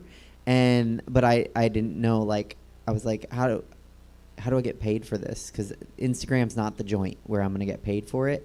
I found that out pretty quick. But then I was like, oh, I can, you know what I want to do? Because if I'm the mistress, I'm in charge. I'm just going to be like, hey, read this book and don't talk to me until you've read the whole thing. And then like I'm what do you call it? I'm encouraging literacy and getting paid for it. So that's I wanted to do that, but it didn't happen. There's other opportunities for that to happen. I'm in. What's funny is I probably knew you at the time, and I was asking people like, who do I know that works there? And I didn't know anybody, but here we are. Okay. Let's talk about stand-up comedy. We've talked about everything else. I'd like to talk about stand-up comedy with you. What do you like about stand-up comedy?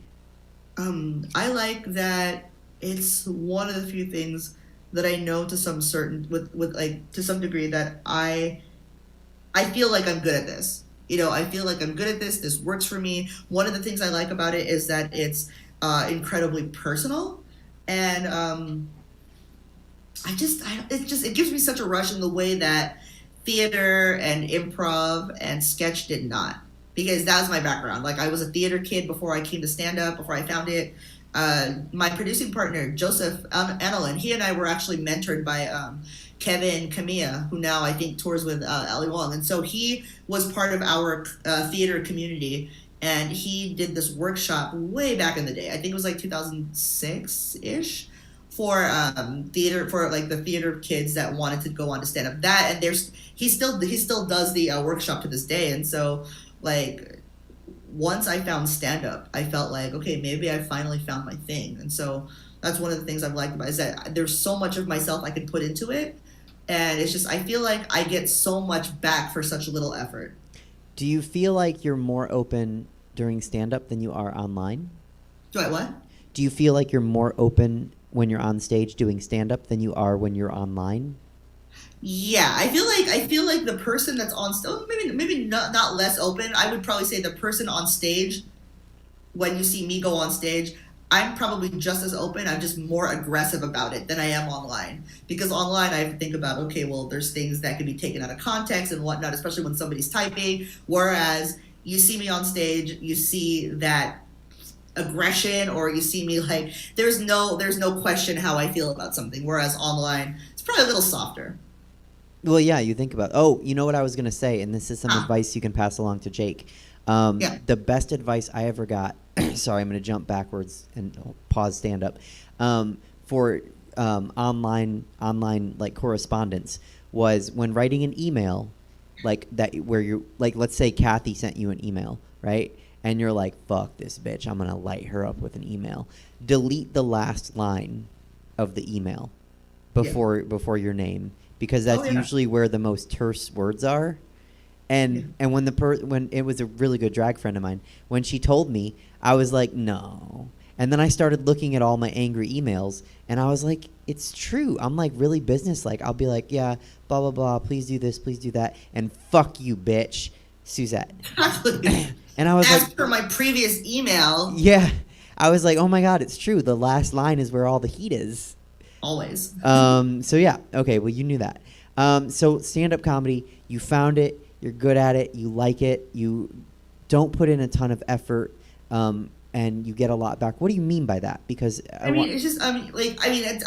mean to make it sound like I don't try, because I know. try. That's why I want you to elaborate.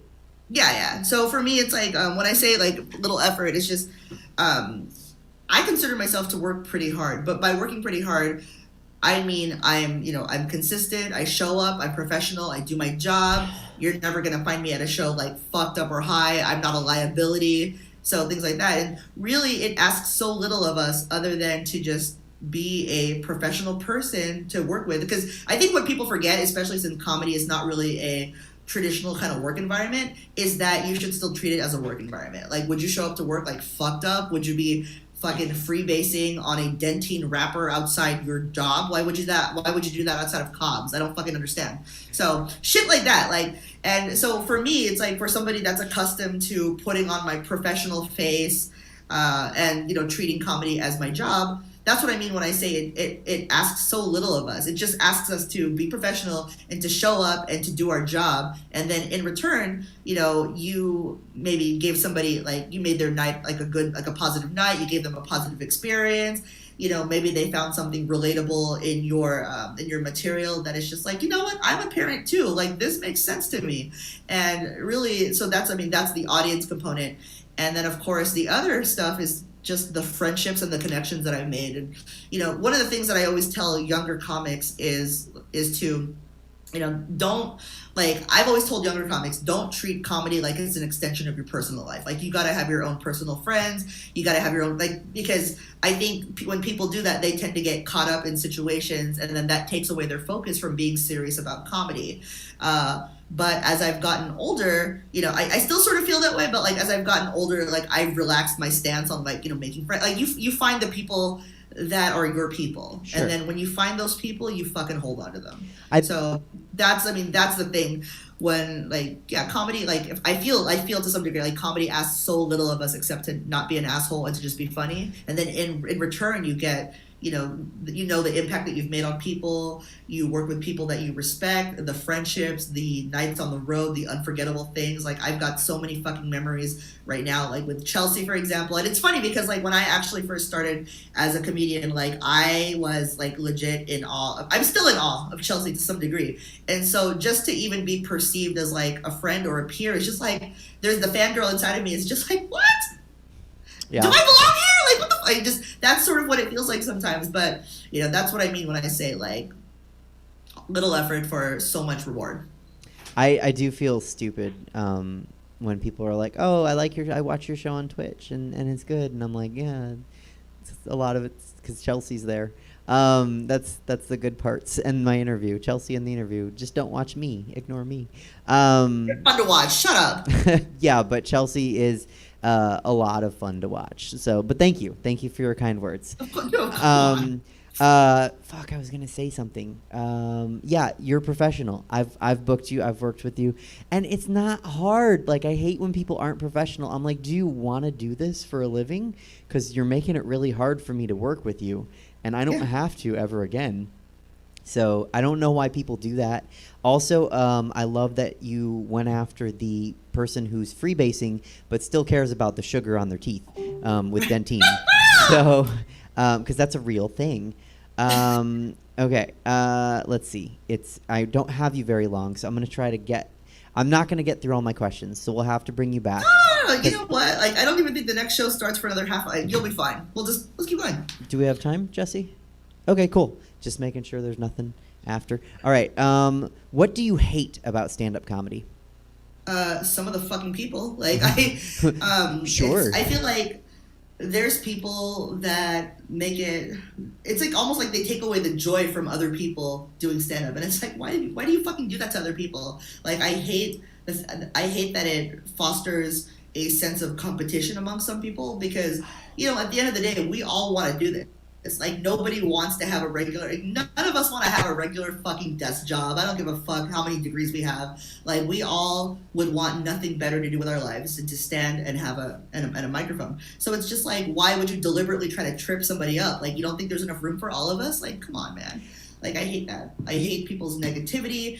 I hate that. I hate, this is probably like really judgmental. I don't like being approached by drunk people after shows.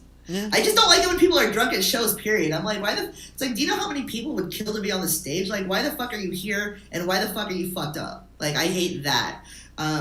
The other thing I also hate is people that either don't pay you, or they're just like, oh, this is a show, but I'll pay you in like weed pastries. Okay, bitch, you know what? If I really wanted to, I work in tech, okay? I can afford an 8-ball. I don't need your fucking weed. Like, pay people properly or don't have a fucking show. Like, it's just why? Did you say? Yeah, and I don't know. I also just hate. I don't want to say I hate comedians, because some of the best people I know are comedians. But one of the things I hate is when people can't differentiate who you are as a human being from what they see on stage, which is fucking. I get a lot of that shit, especially with some of my subject matter. And I would say, you know, to give people credit where credit's due, most of the people that have actually talked to me or worked with me, they understand that the person that's on stage when, you know, Aivy Cordova's on stage is a more amplified and aggressive version of the person that I actually am as a human being. And so, like, it bothers me when people that I encounter don't recognize or acknowledge that. It's like, oh, okay, let me just choke you out. It's like, bitch, I carry weapons. Like, don't fuck with me. Like, don't do that to yourself. Like, I know you have kids and they need a father, so I'm not going to beat your ass today, but maybe you shouldn't. Maybe you should watch how the fuck you talk to women that you don't really know. How about that? Yeah. Men, that's another thing. Just men. Some of the men in this scene are just fucking disgusting. And, you know, on one hand, I've worked with some really positive, like male comics. And for me, I'm somebody that I've always had male and female friends, like platonic friends, my entire life. Like, I know how to navigate friendships and relationships with the opposite sex, no problem. It's the skeezy guys in this scene that fucking make me not want to work with men. Yeah, no, skeezy guys aren't They're good not even anywhere. that fucking funny. I'm just like, seriously? Like, does that ever work for you or anybody else? Like, save that shit for somebody with lower self-esteem and go away before you embarrass yourself. Like, that's how I feel about a lot of the men. Okay, so generally speaking, it's still the OPs or the OMs. I forgot what I called them. It's the OMs and the Cathys that you don't like dealing with. Mm-hmm. Fair. Wow, you said another thing that I can't remember. You keep saying things, and I want to. Do you say want me to look? something. I have a thing. You, no, it's I'll remember it later. Okay. What's the most interesting show or experience that stand-up comedy has given you? Okay. Let's see here. One time.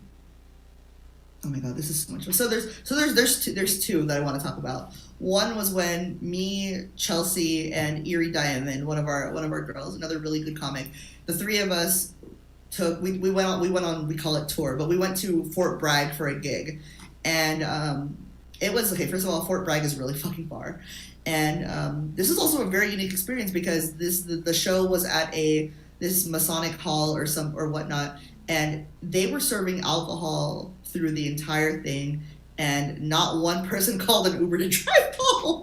I was just like, is this a town where there's just no police? Like, holy shit.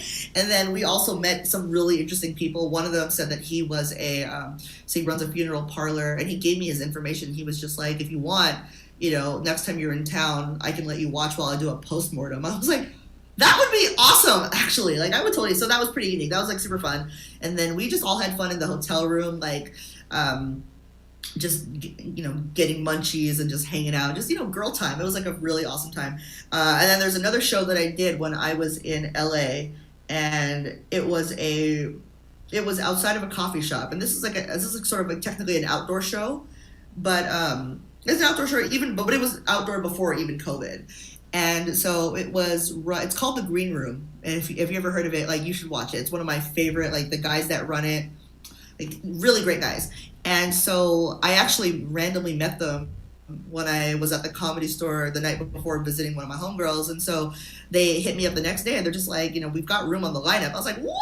So I went there, and the reason they call it The Green Room is because it's like super 420 friendly. Like, there's like THC lemonade, they have tacos. It's just a fun experience. And I was just like, this is everything an outdoor show should be. So really fantastic experience. And then what else? I would probably say, shit, man, I think the first time I had a show with you and I saw all your dress changes, I was just like, this is fucking phenomenal. Like, thanks. I could barely button my own pants, let alone like pull off a fucking like 6 different dresses during this show at Cobb's. Like, that's badass. I was like, this is dope. Okay, so yeah, if anyone's watching has ever been to one of my live shows, I do like 9 costume changes. It was awesome. I was like, that's like. But again, credit where credit is due. I can't do that myself. It's like NASCAR. Like, I pull into the dressing room, and I have somebody helping me. That night was a comedian friend. When I do it in SAC, I have like a dresser. Basically, I pull in backstage. I have no idea what's going on stage. That's why I love to work with people that I know exactly what's going to happen, because I know they're not going to flake after 5 minutes and like leave me naked. I know how long I have for the drag queens. I can hear what's going on, kind of. I actually bought a baby monitor at one point because I thought maybe I could hear it didn't work at all. But yeah, I pull into the dressing room, and usually I'm like unzipping or unbuttoning or like shredding something. I literally, someone unzips my shoes or unbuckles my shoes. I step into new shoes. They buckle them. They zip them. They pull up a dress. I put it over my shoulders. They zip the back. I check everything, and then like I'm off. So it's not just me. It looks cool, but it's not just me. So, right. Takes a village. It does. Oh my God! It takes a village for Suzette Veneti to be. Oh, that's what it was. Okay, takes a village for Suzette Veneti to be Suzette Veneti. You were talking about comedians and like how much of a bummer it is that it's like so competitive. I was just talking actually with the friend that helped me as a dresser at Cobb's. Which, by the way, if you ever gonna do a show where you change 9 outfits, the green room at Cobb's is the one to do it in, because that's huge. I was like. And for that show, the producer was like, "You can just have this as your dressing room." That's perfect. I love the green room at Cobb's in general because it feels like a small apartment. There's a shower and everything. And she wanted me to do the outfit changes. It wasn't my show, and I usually only do that at my shows. And I was like, "Yeah, I'll do it." And I had never been to Cobb's, and I walked in and I was like, "Oh, I'll just put my clothes in the room with the pinball machine or whatever, the arcade machine. Cool. It's huge." So that's the one. But what I was gonna say, the guy that helped me as my dresser that night, we were talking the other day about that exact thing, about how comedians are like not really helpful with each other. And I was saying, so you don't know this about me, but I have the best drag family, right? Like and it's not traditional, right? Like I wasn't just somebody, like I am somebody's drag daughter, but then I just kind of picked and choose my aunts. I was like, you're my aunt, you're my aunt, you're my grandma, you're my aunt, you're my great grandma. And it's the best drag family anyone could want, honestly. And for some reason they just accepted it at some point. They stopped fighting it. But they're so helpful, and they're so, like, they make sure they look out for me. They make sure I'm doing the right thing. They make sure I'm not going to embarrass myself too bad. I'm not going to embarrass them. We don't have that in comedy. And what if we had like houses in comedy? Like, wouldn't that be cool? Like if we had if you were like the House of Bearce.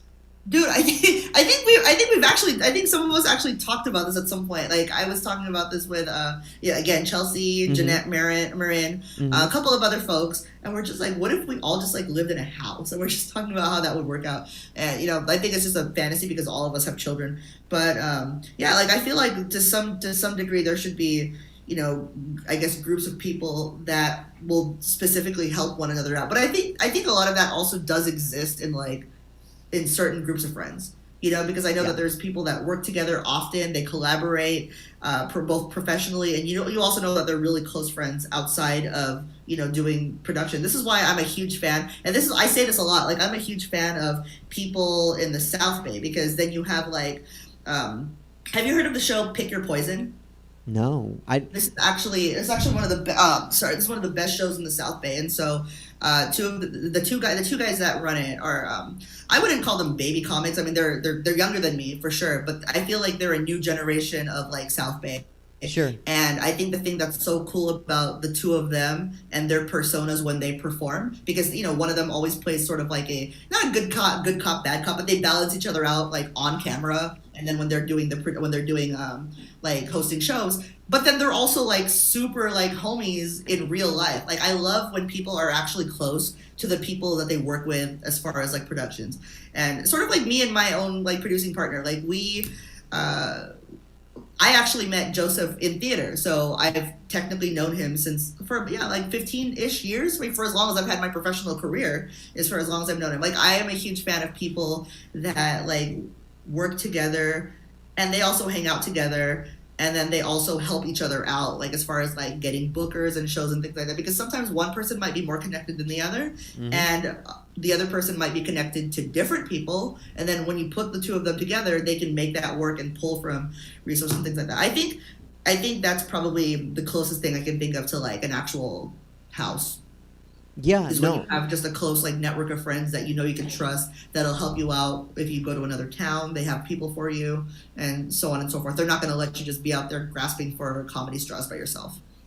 I definitely think that would be nice, and sometimes I think, because I do have some really tight friends in comedy, and then I have some friends that are just a degree off of that, and appreciate all of them, and they do look out for me, they do help me, they make sure, but it's not quite to the degree of my drag family, and it's just damn, everyone needs a drag family for everything.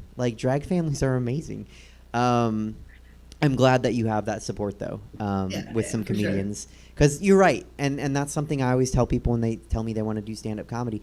Don't do it to make friends. Don't get into stand-up comedy to make friends. Do it because you have a sick obsession to perform. That part. Yeah, do that. Do it because you have to perform, and you're going to be telling the poor girl at Safeway jokes when you're checking out, good jokes. I was on another podcast where somebody actually asked me, what's my advice to younger comics. I talked about that, but I also said at the end, don't be hooking up with people left and right, because it's not, again, it's like hooking up with your coworkers. And then I also added at the end of that, if you're gonna fuck somebody, check their credits before you fuck them. Because if you're gonna completely disregard my advice about hooking up with people, at least let them be a headliner somewhere. You know what I mean? You don't want to be I fucked this guy, and then you look at his Instagram and he's never done stand-up outside of fucking Lake Merritt, for example. Is that something that you're prepared to admit to? So, Ivy, I would fucking open micer before I did Kathy's show. Before you did what show? Before I did Kathy's show. Yeah, same. Yeah. Okay. Same. Like I would have to tell the whole train of guys, like, let's do this before I do that show. Yep. Ever. It's like just like an open mic. You guys should understand. Sign up 1 through 20. Let's That's go. right. Let's do this. You get 5 minutes. Okay. You are so open on stage about your sexuality. How does that affect your interactions when it comes to dealing with audience members off stage post show? I try to, for the most part, like I try to keep it professional. Like if you're like, oh, come over here, like, no, I'm good, thank you for coming to the show. Like they want to go buy me drinks, and I always say no. I mean, I don't know if you know this about me, but I don't drink or smoke at shows. I mean, whatever I do in my personal life, that's my personal life. But when I am at a show, I just want to make sure that I completely have, my faculties around me. Like I don't want to ever be like incapacitated, because I've seen so many shows where I see like people drinking with audience members getting fucked up, and then it's like that crosses so many boundaries. I can't imagine. So for me, because I want to keep that differentiation between me and the audience, if they're usually polite, they say thank you, whatever. There's people that are like, oh, let's talk. I'm like, no, have a good night. Unfortunately, this also comes from my past of working at nightclubs and things like that. I'm really good at being friendly but dismissive. It's like, okay, thank you, have a good night. Like that usually closes the conversation right there. And if they try to follow me, then that's when I get security involved, or, I have to embarrass them in front of their friends, and that's not always fun. It's fun for me, but it's not fun for them. So usually that'll teach them the lesson. Boundaries are good. Especially since I feel like also the people that know me too, I think I think they get disappointed also, like when they find out I'm not as sexual a person in person, despite what I talk about in stage. Like I'm fairly vanilla in some ways. And I think when people like, not that I meet people at shows, but like if there's people that, I've met and they're aware of my comedy and what I do, it's like they realize like, yo, it's a really different person. Like I'm dealing with like not two completely different people, but it's just I'm a lot less sexual in person. And I think that's what people generally find out once they actually get to know me, is that the only time I'll really talk about that stuff is I'm with like really, really close friends, or I'm just fucking around and talking shit. But, for the most part, a lot of that doesn't necessarily make its way into a regular conversation with audience members. Thankfully, 90% of them have been respectful. That's good, because I've had a lot of women comedians on, and they get asked some really weird questions by audience members.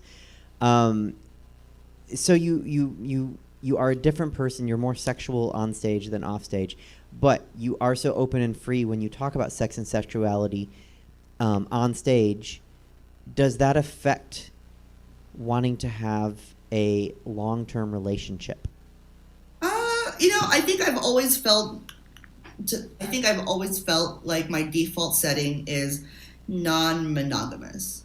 It's just, I'm not saying that I'm anti-relationships, because I'm somebody that, like, I've been married before. I have had a couple, I've had a couple like long-term relationships. I would probably say my most recent one was probably the most like, it was two things. It was like the healthiest adult relationship I've ever had, which is horrible to say considering I've been married. And two, it's like, besides being super healthy, it was also just fully, it was, the way we got together and even the way we broke up, because it was like one of those situations where I dated a friend. That was a fantastic experience. Like, the breakup of course sucked, but like, I'm still friends with the guy and things like that. And so I would probably say, I don't think the sexuality thing really impacts how I feel about relationships. Like, I think I've always felt like, to some degree, that I will commit to the right person. And commitment is going to look different from other people. But generally speaking, like, unless me and another person have had an explicit conversation about exclusivity, unless we've had that conversation, then whoever I'm seeing should assume that I'm also seeing other people. Like, I will absolutely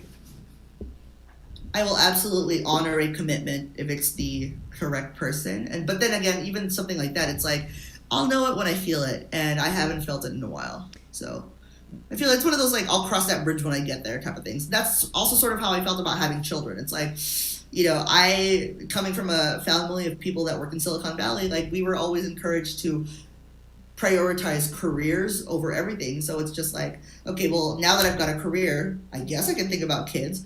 And so I was 26, like 27 when I had Jake. So I think my views on relationships for the most part have not really changed. So, what are the pros and cons about polygamy? If you're not a monogamous, I think you mean polyamory, right? Yes, polygamy I do. Is Thank like you. Polygamy is like multiple husbands. Like, Yes. bro, I don't even want one, let alone 6. Like, Fair. Yes, I've been up for 27 hours. I mean polyamory. Yes. So, what are the pros and cons of polyamory? I think the pros are that it not forces you, but it encourages people to to be more transparent and to have dialogue and to communicate about things that that maybe most people just don't talk about in relationships. Like, you have to, like, when you're engaging in polyamory. And I just realized I rented this room, so I probably do only have a few minutes left. But that being said, what's it called? I would say the pros are you can have those conversations. It forces you to be honest and transparent because, when you're engaging in something like this where nobody's committed, like, you have to make sure that you're still protected, like, emotionally, physically, whatever. You have to talk about boundaries. You have to talk about what you're not going to tolerate. Talk about, you have to make sure that whoever you're engaging in this with, you already have sort of a strong foundation, because you can't date somebody, I don't want to say you can't. People are adults. I feel like you shouldn't date somebody for like 3 months and be like, you know what, I want to try being polyamorous. It's like, you don't know that person well enough to know whether this is something that they're into. So you have to have that conversation. So the pros is that it forces people to have conversation. The cons, I think, or the one major con really to polyamory is that I think people sometimes use it as an excuse to just be a whore bag without communication or transparency, or they attach rules to other people that they don't honor themselves. So I think those are probably both the pros and cons of, like, engaging in ethical non-monogamy. Okay, so I don't want you to go over your room rental, but we're at rapid fire. Do you think you have time for some rapid fire? Yeah. Okay. I'll go as fast as you go. Have you ever worn a wig? Yes. Do you have a favorite color wig? It was blonde. If you wore wigs, would you name them? I would not. Okay. When you put a bra on, do you clasp it in the front and spin it around, or do you do the weird unnatural arm thing and clasp it in the back? Oh, fuck no. I clasp it in the front and then I spin that. Like, my boobs, like, I absolutely, yeah, they have to be that way. Yes. Okay. Chelsea and like one other person clasp in the back. And I've almost done 50 shows, and I've asked so many people that question. I'm glad you're on my side. How high is too high for high heels? 5 inches for me. Okay. All right. That's very respectable, coming from a lady that wears 6 inches all the time. So I like that. Which do you think the COVID-19 pandemic has affected more, the straight dating scene or the gay dating scene? Sorry, what? Which do you think the COVID-19 pandemic has affected more, the gay dating scene or the straight dating scene?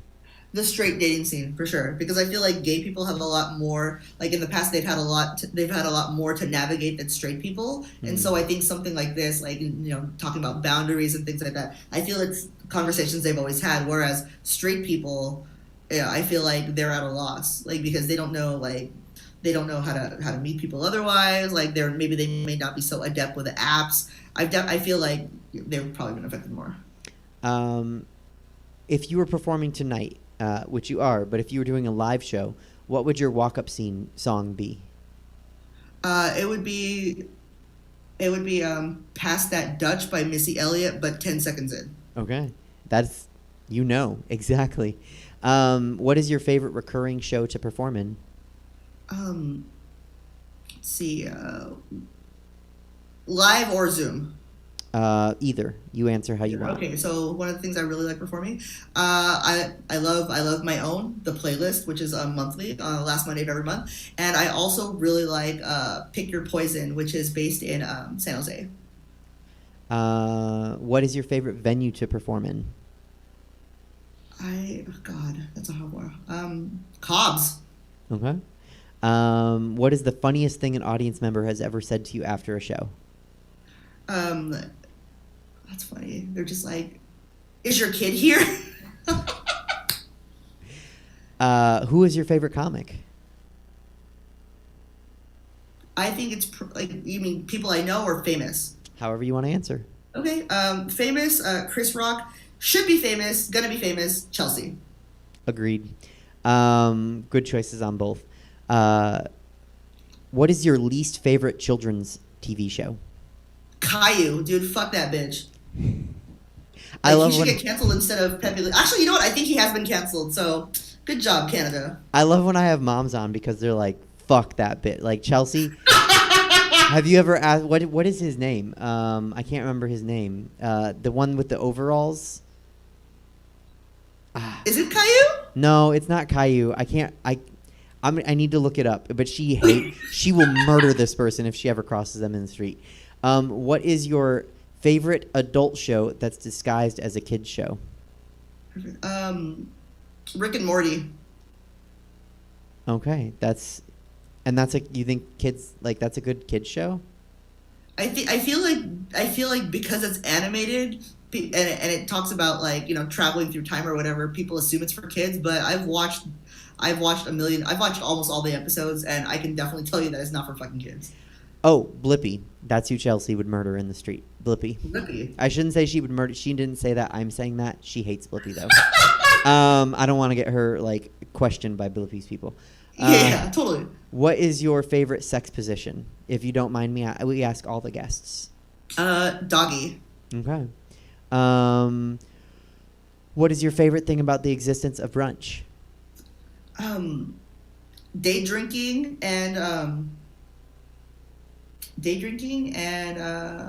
drinking. That's really it. Fair enough. Do you cook or bake? I do. Which? I cook and bake. Which do you like more? I like cooking. Okay. Yeah. All right. Yeah, I'll explain later off the air. Do you like DC or Marvel? Neither. I'm not super consistent in watching that shit. It's usually whatever Jake wants to watch, and I'll be honest, like half the time I'm like tweeting with very low phone battery. You're checking his Insta with your Finsta while he's watching. What's that? I said you're checking his Insta with your Finsta while he's watching. Exactly. Yeah. While we're at the fucking movie. If we're at a show and someone's buying us shots after the show, not during the show because you don't drink during the show, but after the show, what are we shooting? Jameson with a ginger ale back. Yes. Okay, we're drinking together, Ivy. If someone's buying us drinks, what are we drinking? I am either drinking a Moscow Mule or I am drinking a ginger beer with a little bit of Jameson. Okay, yeah, I'll drink with you. This is the most important question.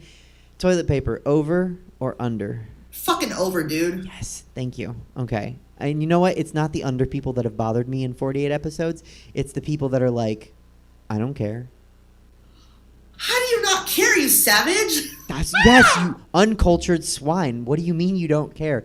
Like, oh my God. And I try to tell you can't be toilet paper verse. You have to be a top or a bottom. You can't be toilet paper verse. Exactly. Not okay. It's not okay. Do you have a favorite drag queen?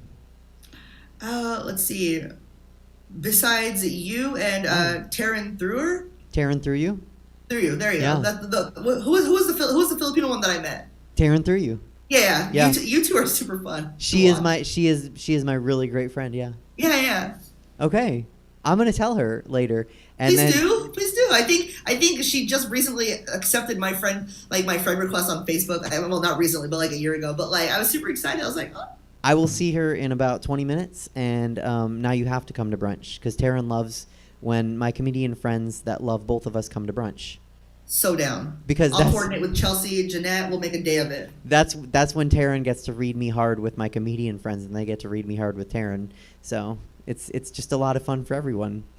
I'm excited. Do you have a favorite drag king? And thank you, by the way. I don't think I deserve to be in her company as your favorite, but I will take it. Do you have a favorite? Dude, fucking awesome. Thank you. Do you have a favorite drag king? Drag king. I don't know his drag name, but there's another comic named Sergio who does. Actually, you know what? Wait, is a drag king somebody that does like a woman that does drag as a man? So yes, generally a drag king is a woman that dresses up as a man.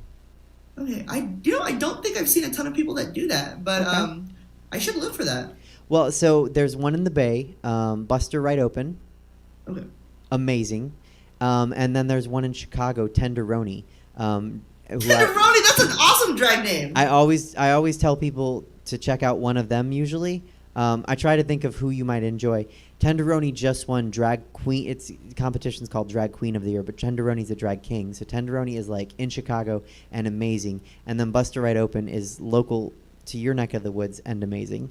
Oh, this one is just for my self-esteem. Do you think I'm pretty? You're so pretty. Well, thank you. Okay. I could just... That was so nice. You said it. I liked it. It was so fast and felt You're honest. fucking gorgeous, dude. Like, why? Thank you. Okay. When all of this is over and there's a... Wait, why? I don't know, because it's natural. When all of this is over and you're most... Like, what are you most excited to do when there's a new normal, old normal, whatever normal? What are you most excited to do first? I want to have a good bowl of pho. Yes. Dude, like that, ordering pho and ramen through DoorDash is bullshit. Like, you know, that's another thing I'd rather suck dick than do. Like, just have, yeah. I want to get real pho. I want to get Korean barbecue. I'm actually turning 40 in May, so I'm hoping that maybe by then there'll be something I can do with my friends or just... I'll fuck it all up. Like, I just want food-related shit to come back. Oh, if you were a white man comedian, you would have said you would fuck it up. Fuck it up. Yeah, because of the puns. We have good pho here in Sacramento, and there's a Korean barbecue place. So if you're here, I'll have to tell you where it is. Absolutely. And if it's not a Sunday, I will go with you. Good. Ivy Cordova, that's all my questions. Thank you so much for coming on. I had so much fun. This is amazing. Thank you so much. Thank you. Is there anything else I can... Oh, sorry, I'm like so default on like helping mode. Is there anything else I can help you with? No, but where can This is people... super fun. This is super freaking fun. Thank you. Where can people find you? People can find me on Instagram. I'm under AIVY. So That's- that's my first yeah, name. that's Cordova's under my your last name. feed. Just Ivy Cordova. Uh-huh. That's the same name as my website. Don't add me on Facebook, bro. That's for family. But Instagram, all Okay. in.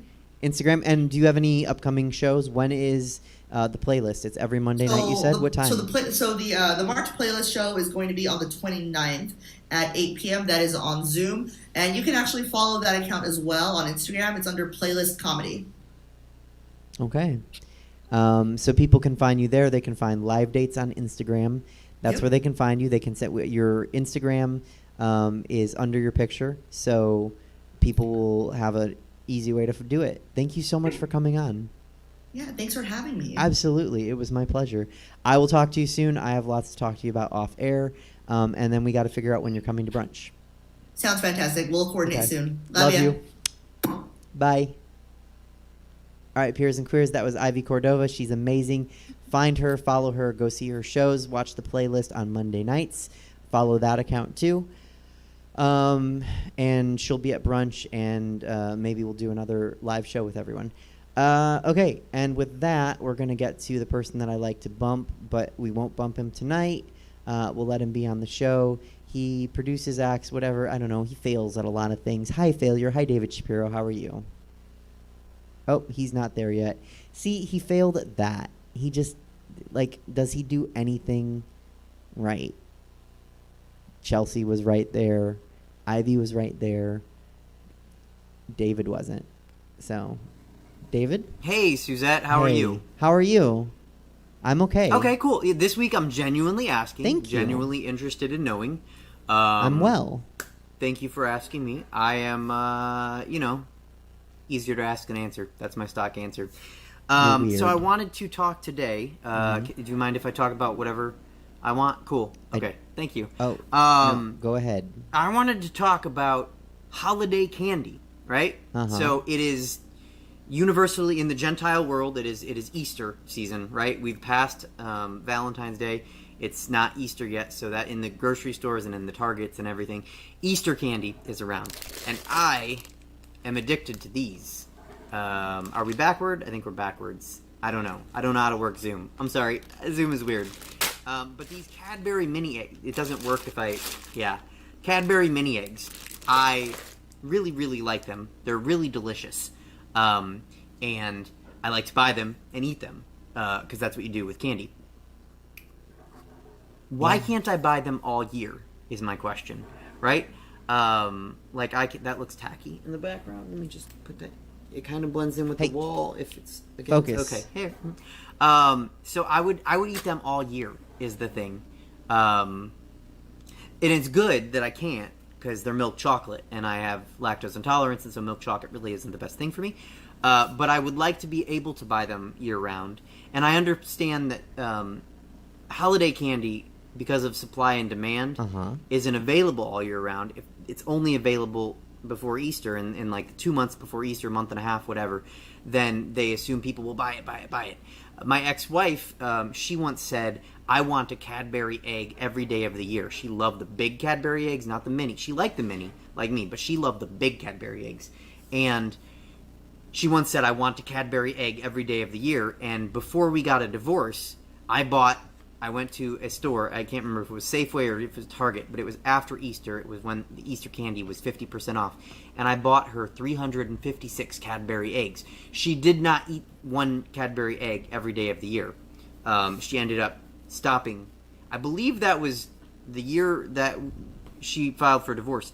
So it's very possible that hacking the holiday candy system, I created a divorce scenario where my ex-wife was overwhelmed with Cadbury goodness and divorced me because of that. I don't know. I digress. Point is, you still with me? Yes, okay. Unfortunately. Point is, I would like to be able to buy these Cadbury mini eggs year round. I would like to be able to buy those little Valentine cinnamon hearts year round. I would like to be able to buy those Valentine's message hearts year round, right? Yeah. There's not a Halloween candy I would buy year round because I don't like candy corn and the rest of it's available all year. Is there a holiday candy that you enjoy? It's just those three, right? Just those three holidays that have their special candies. I don't eat a lot Furthermore, of candy. why don't all holidays have a special candy? I think all Gentile holidays should have a special candy. I think President's Day should have special president head candy. I think, what other holiday? 4th of July is out of vogue. What other holidays do you Gentile people celebrate? I don't. Okay, well, Thanksgiving, President's Day, Memorial Day. What's the other one? Labor Day. Yes, that is May a Day. holiday. That's a big white person holiday, I believe. I don't know. May It's Day. not. It's not. Christmas candy. Is there Christmas candy? There's Hanukkah candy. Yeah, there's the Christmas Gelt. candy. We like the Gelt. Candy canes. I don't know. Oh, candy canes. Yeah, duh. Right? I know. I would buy I just candy said canes that. year round. Yeah. Why is peppermint a winter flavor and cinnamon a winter flavor? Those should be available to me all year. Anyway, business idea for anyone out there that wants to start I don't want to do this. I don't want to start this business. But have a store where you sell the holiday candy year round. Cadbury mini eggs, get them year round. Cadbury big eggs, get them year round. Valentine message hearts, get them year round. Candy corn, for the disgusting people that want it, get them year round. I think that's somebody is missing out on this opportunity. Right. And you're probably like, why, David, are you talking about Easter candy 2 weeks before Easter? Well, because I'm Jewish and I don't know when Easter is. I had to look it up before this segment. But I did see it begins on the last day of Passover, which is starts next week. So next week we can talk about Passover, but I wanted to talk, which again we use gelt for, but really more it's about matzah and afikomen. We'll talk about that when the time comes. Turn off your phone. Oh, and he's gone. Okay, he turned off himself. He is bad at that. Jesse, these sweatshirts that I got to borrow because I wore a green shirt. How much are the sweatshirts? I think it's still up there for like a $20 base plus like donation or something. So Okay. it's wide open. You can pay basically what you want. They're really comfortable, and everyone should get them. And they can just go to the website for Stab. Yeah, so go to the Stab website, get a hoodie. They're really comfortable. They fit well, and I feel really cool wearing it. So do yourself a favor and get one. That's the show. Thank you to Chelsea. Thank you to Ivy. Thank you to Jesse. Thank you to Stab. Thank you to David, and we'll be back next week on the 28th with San Francisco drag queen Carne Asada. So don't miss it. It's going to be fun. 5:03. That's the time. Thanks for watching, guys. See you next week.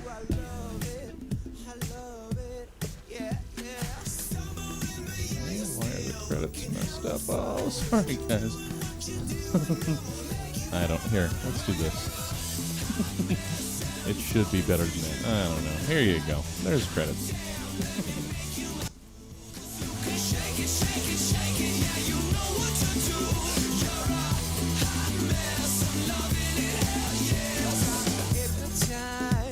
The city's your playground. I watch you take a bite.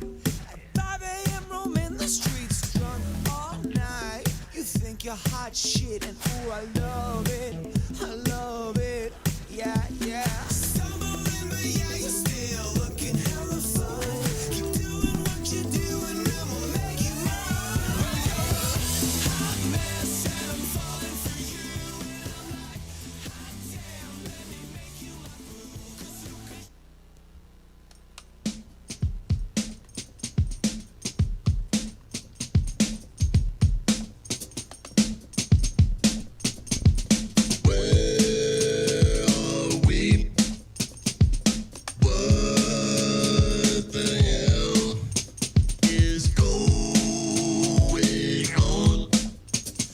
Dust